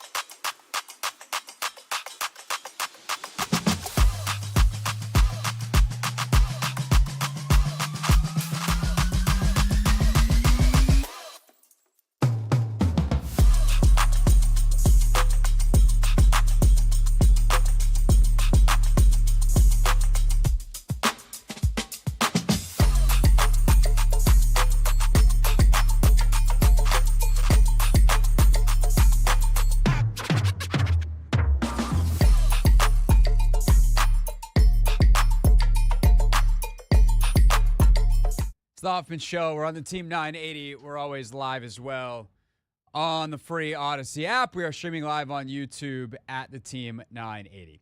Okay, and I've waited long enough to say the thing I want to say all day. We're going to format this to keep me under control. With NFL winners and losers from day one of the draft. We are each going to pick one winner and one loser. We're going to start with the losers, and I'm going first, the Atlanta Falcons. Oh, you stole my answer. It's okay. Anthony, do you remember the lesson from the Bible? A sentence that I never thought I'd say on this radio show. Of the two women who took their child to see the wise King Solomon. You can help me with this with the Atlanta Falcons in the losing here, being the losers of this draft. How does that story go? Do you remember? No. Okay, so there's two women that both claim to be the mother of a baby. And so they go to wise King Solomon. I hope I have my kings right. I remember the lesson. I might have been David, but I'm pretty sure it's Solomon. Just totally undercut my own credibility. Whatever. The point is, two moms are claiming to be moms, one baby, one wise king. And the king ponders, because the women are like, I say it's mine, she says it's hers. Who gets to keep the baby? And the king goes, well, I think I have the solution. We're going to slice the baby in half, and you each get an equal part. And one mom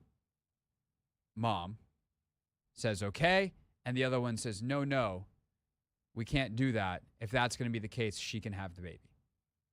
Because we can't harm the child. And the lesson is that sometimes you have to make hard choices. And sometimes you have to be willing to sacrifice.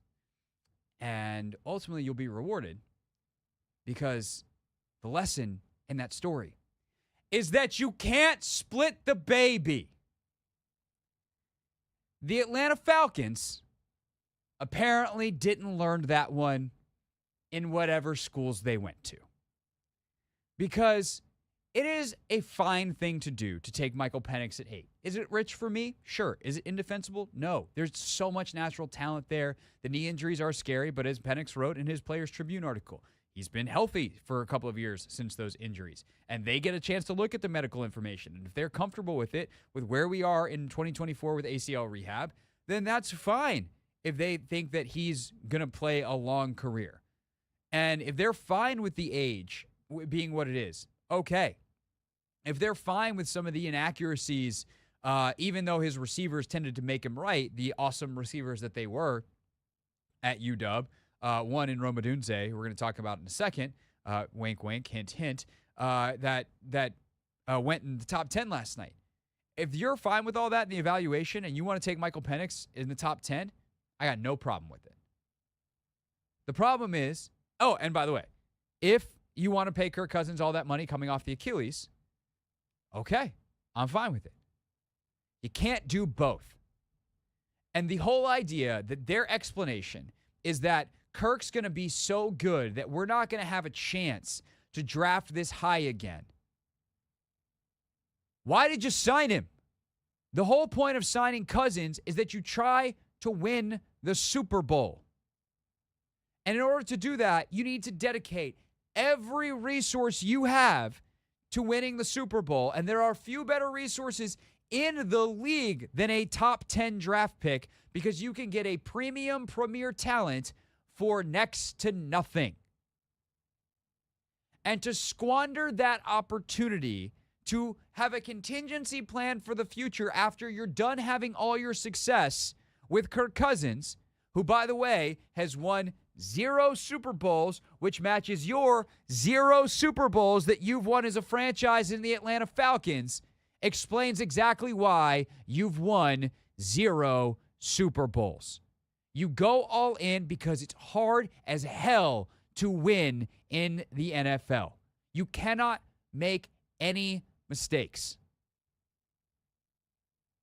And sure enough, the Atlanta Falcons just screwed that up. The only way this can be deemed successful is if Cousins wins back-to-back Super Bowls over the next 2 years and then retires. And then Penix takes it over from there and is awesome. And if they thread that needle, bravo. But even if they make it to a Super Bowl and lose, you want to know what may have been helpful to put you over the top? I don't know. A defensive end, a wide receiver, a whoever you could have taken at 8, or a trade back for multiple players that you could have gotten to add to your roster. It is an indefensible position. I'm done now. Anthony, who's your loser for the NFL draft? Can I double down on the Falcons? Sure. No, I'm not going to double down on those guys. I think you and Randy expressed your I don't really have a word for it, to be honest. It was just utterly that bad, that flagrant, that outrageous. My biggest loser were behind those guys. Yeah, would probably be the Raiders. I think them going out and getting Brock Bowers had me a little confused as well, considering they just took Michael Mayer last year in the NFL draft, and then also who's throwing to him? They probably got a little screwed by the Penix thing. Yeah, I mean, you got Gardner Minshew, you got Aiden O'Connell, but also if you look at who they have already, the receiving hierarchy, you got Devontae, Jacoby, and then Brock. You waste your number 13. See, I would say Brock Bowers probably comes in. You know, it's kind of it's the Chiefs theory. Like, let's get a stud receiver like they had with Tyreek and a stud tight end. Yeah, but you got Michael Mayer last year. Bowers is a different beast than Mayer, but Mayer's good. But again, it's exactly what you're saying though. It's resource management. It's the same problem. Just you didn't do it at quarterback with $130 million and pick 8. Yeah. So no, I don't disagree with that. That would be all right. Biggest winner. I'll let you go first on the winner. Biggest winner. I like the Bears, to be honest. To me, it's the correct answer. The Bears. It's really easy to pick the team who picked first and got the potential generational or what's a lot of people think is a generational quarterback. Yep. But then they got a dude in Rome Odunze who is the perfect match to go with him. Exactly. Just an egoless receiver who just catches footballs and produces. Mm-hmm. And they didn't have to make a trade to get him. Nope. They were able to stay at 9. And, there's a chance they got 2 of the best 3 players on their board. Like, there are some people that had Odunze as a top 3 player on their board. Yep. So, and they seem to be getting along great. They've, been hanging out. Yeah, and also just, looking at just the makeup of the team, even if Keenan moves on, you'll still have DJ Moore on the contract, and you'll have Rome. Right. And then maybe you can get another one another time. It doesn't really matter. And then Keenan's on a 1 year. That's fine. You let him go, and then you got Rome and DJ, and you're good. It's scary out there in Chicago now. The Bears might have an offense for the first time in 100 years. Finally. Woo! Congratulations, Chicago. All right, when we get back, a look ahead to tonight, round 2 on deck. Coverage starting in 30 minutes here on the Team 980.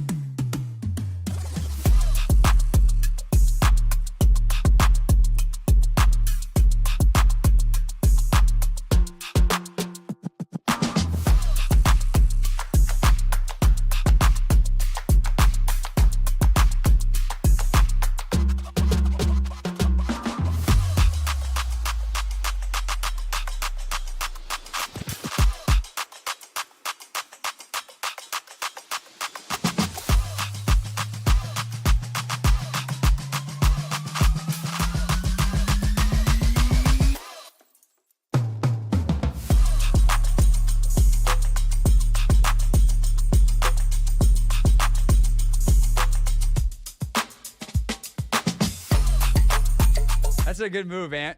It's the Hoffman Show. We're on the Team 980. We're always live as well on the free Odyssey app. I see Denton down there in his Caps jersey, getting ready to host tonight here on the Team 980, day 2 of the NFL Draft. He and Kevin Sheehan will keep you updated on what's going on with the Caps as well. My wife and I are headed over to the Spirit game, Spirit in action tonight. So great night in DC sports, draft, Caps, Spirit. Nats are playing as well. Right? And Nats are somewhere tonight. No, they just finished up their road. They just finished up their homestand against the Dodgers. They're on the road in Miami tomorrow. They're not playing tonight in Miami? Who plays a 2-game weekend series? Let me check it out then. Let's see. Oh, they do play today. Yeah, I was about to say. I know they play tomorrow. I didn't know they play today. Here's what I know. The Caps, playoff hockey, that's going to be on the fan. Yes. NFL draft on the Team 980. Yep. The Nats, that means they're probably on Bloomberg 99.1 tonight. You might be on to something, Craig. But anyway, my wife may or may not be here now, which means we had to play Beyonce. Yes. As if we need an excuse. Yeah. So thanks for that. I was about to play a different song, and I think you know what song I was going to play. Yeah. Yeah. You could have. I know what song you're going to play next. Do you? I would imagine. Yesterday, you thought I was going to play it yesterday. Yeah, because you thought it was Friday yesterday. I did think it was Friday, but I fooled you into thinking that I thought it was Friday, but I didn't. I thought that you thought that I thought that you thought that we're losing our minds. Oh, buddy. All right. NFL draft continues tonight here on the Team 980.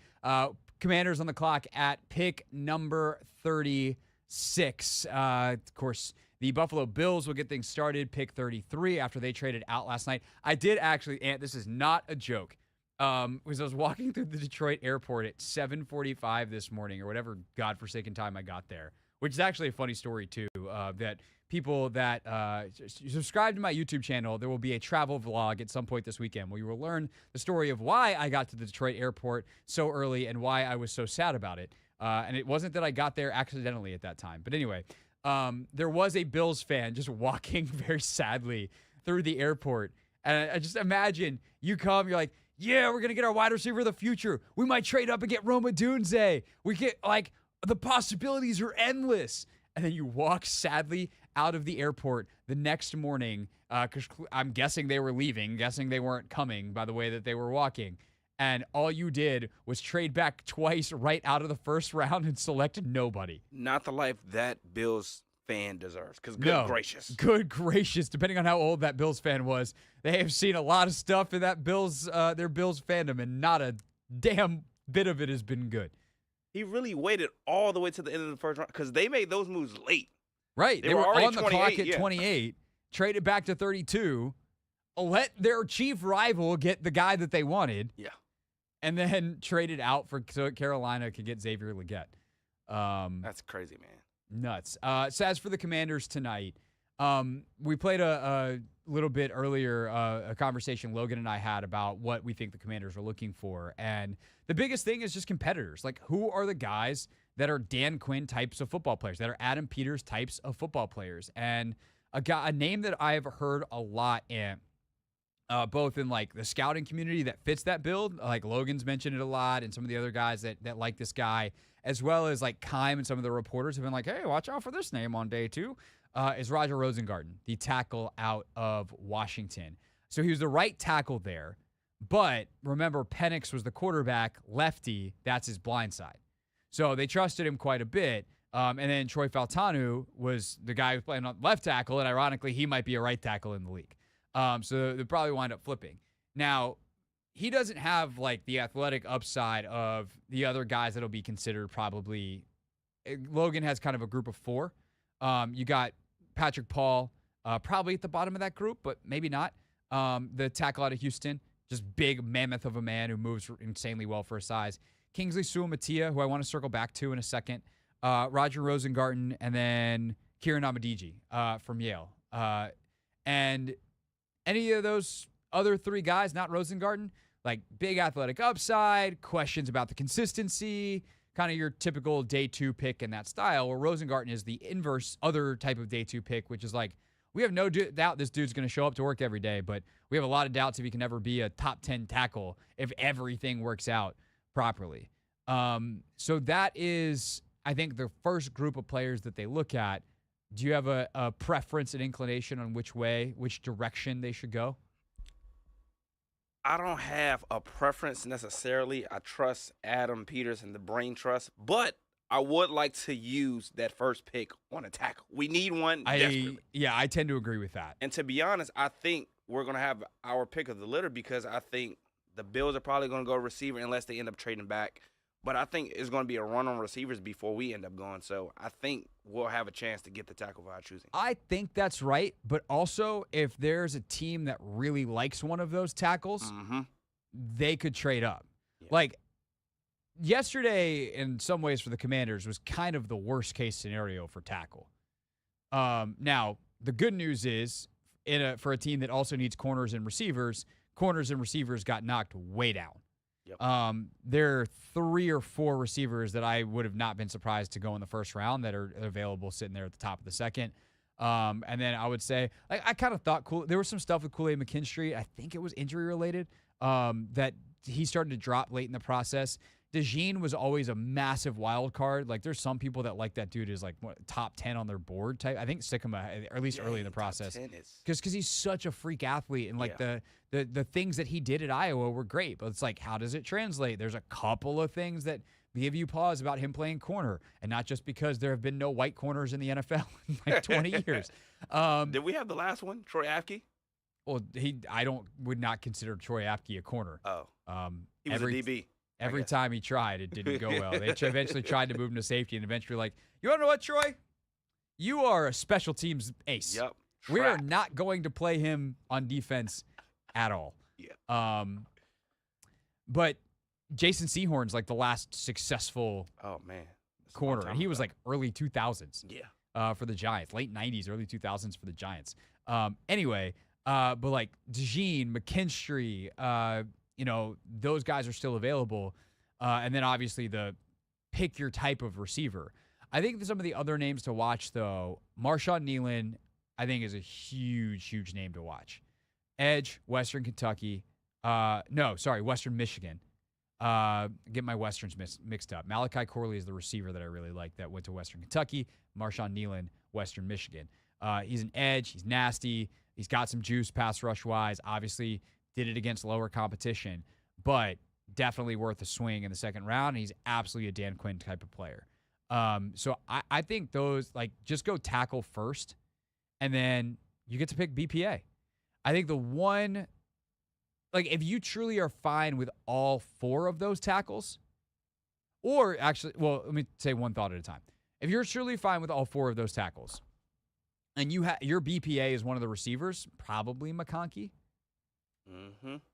do it. Take McConkey, and then just see how the board falls. But the other thing, and this is the benefit of the Commanders being in the position they are. Let's say you have a preference on the tackles, but you also, like, McConkey's your best player available. Okay. Who's got 37? Call him. Hey, it's the Commanders. I know we're on the clock right now, but we want to be on the clock again once we're off the clock. Does that work? What's it going to cost you to get 37 to 40? And maybe it's a 4th. It's a pick early tomorrow. Yeah. I doubt you even have to give up pick 100 tonight. Maybe you give up 100. Worst case scenario, you trade 40 and 100 for 37, and you wind up with Ladd McConkey and an offensive tackle of your choosing of the 4 available. I think that's a good day 2 to start. That's a good round 2. Yeah. I'll take that. We just have so many different ways to go. And I think corner is also of interest. I know you talked about Kool-Aid and you talked about Cooper DeJean. I don't know. I wouldn't be opposed to getting a corner here. I think if we went tackle, it's just too many options. It's what stresses me out. Yeah, no, it's hard because there's a bunch of guys that I like. And I think it also depends. Here's the thing with corner, too. What kind of corner are you looking for? Are you looking for an outside guy or an inside guy? Because if you want an inside guy, if you feel like you need a nickel, cool, you sprint to the podium, not for Cooper DeJean. He's like a hybrid guy. Are you going to get Mike? Mike Sanders still. Yep. Ultimate Dan Quinn kind of guy. By the way, speaking of Michigan guys, Roman Wilson or Junior Colson at 67 or 78 in play. So it's going to be fun. Like, I'm very excited to see what they do tonight.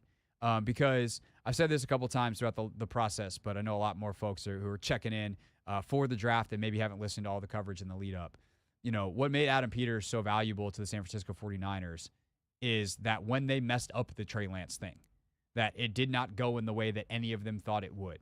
And by the way, that was way more damaging to their prospects than messing up Jayden Daniels would be to Washington's, because they had to trade up and use the third pick. They had to give away draft capital to go get Trey Lance. Washington just was terrible and thus was in a position to take Jayden Daniels. But they were so good in these middle to late rounds that it didn't matter, that they've been a perennial Super Bowl contender. And obviously, like, what Kyle does and the atmosphere and the culture and all that they're trying to build here is a huge part of that. But they also just did a really good job on players, from George Kittle to Fred Warner to, you know, pick basically anybody else in that roster outside of like Brandon Ayuk, Deebo Samuel, mid-round pick. Like, obviously, late-round pick Brock Purdy. But they did such a good job here, day 2, day 3, that they were able to build a Super Bowl contender. And so, yes, if they got Daniels right, their margin for error, like, grows massively. But if he's not, even if he's just a double and not a home run, right? Not saying that he busts, but he's not a top 5 quarterback in the league, top 3 quarterback in the league in 5 years, 7 years. But they nail the other 5 picks tonight, they're going to be in great shape moving forward. It's the Hoffman Show. We're on the Team 980. We're always live as well on the free Odyssey app. When we get back, final thoughts on Daniels, final thoughts as we get you ready for day 2, and a final edition for the week of Real Things Real People Said into Real Microphones.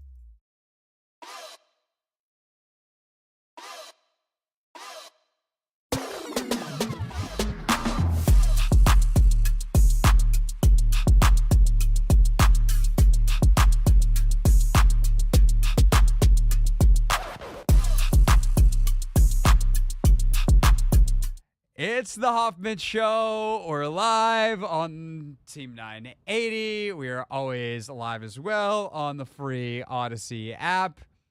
We are streaming live on YouTube, where Anthony just got his own full screen. This is my song, man. Every Friday, Craig. I know. Can't get enough of it. So excited for the weekend. I am. I see Denton Day out there getting ready. Metal Chris getting ready to push all the right buttons.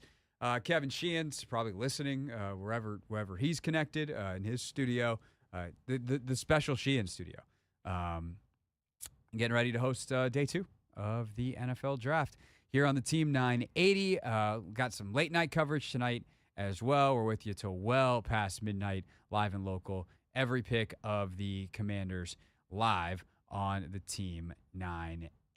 Denton, by the way, on tomorrow as well. I'll pop on later in the day with him to discuss whatever the Commanders do tonight and whatever they do before I get on tomorrow. So we'll stay tuned, as they say in the biz.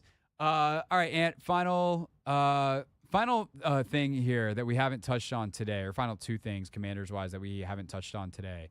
One is I don't have a problem with them not trading back into the first round. Would I have considered doing it for Guyton? Yeah, probably. But you have to have a willing trade partner, and they have to be willing to do it for the price that you want. And considering we know from J.P. Finley and others, they were calling around before the draft even started, trying to get a feel for what it would cost to go up if certain guys fell. Either they didn't like Guyton, the last offensive tackle off the board, which I think they were really trying to push to get Jordan Morgan, who wound up going 25 to Green Bay, and or they didn't have a partner. So it's one of those where, sometimes we give our opinions, but also say, hey, we just trust Adam Peters. I just trust Adam Peters on that one to have understood the market and made or not made the deal that suits the team best. Yeah, he's been here before. You say. You don't say. I just feel like also I feel like where we are, I still think like we have a chance to go out and get like one of these, dominant or premier tackles left in the draft. And I don't think, he was thinking that whatever, it was going to cost was going to be worth it necessarily to go up all of those draft picks. And a lot of the guys we were, mocking or, thinking we're going to drop a little bit, they went fairly high, Craig.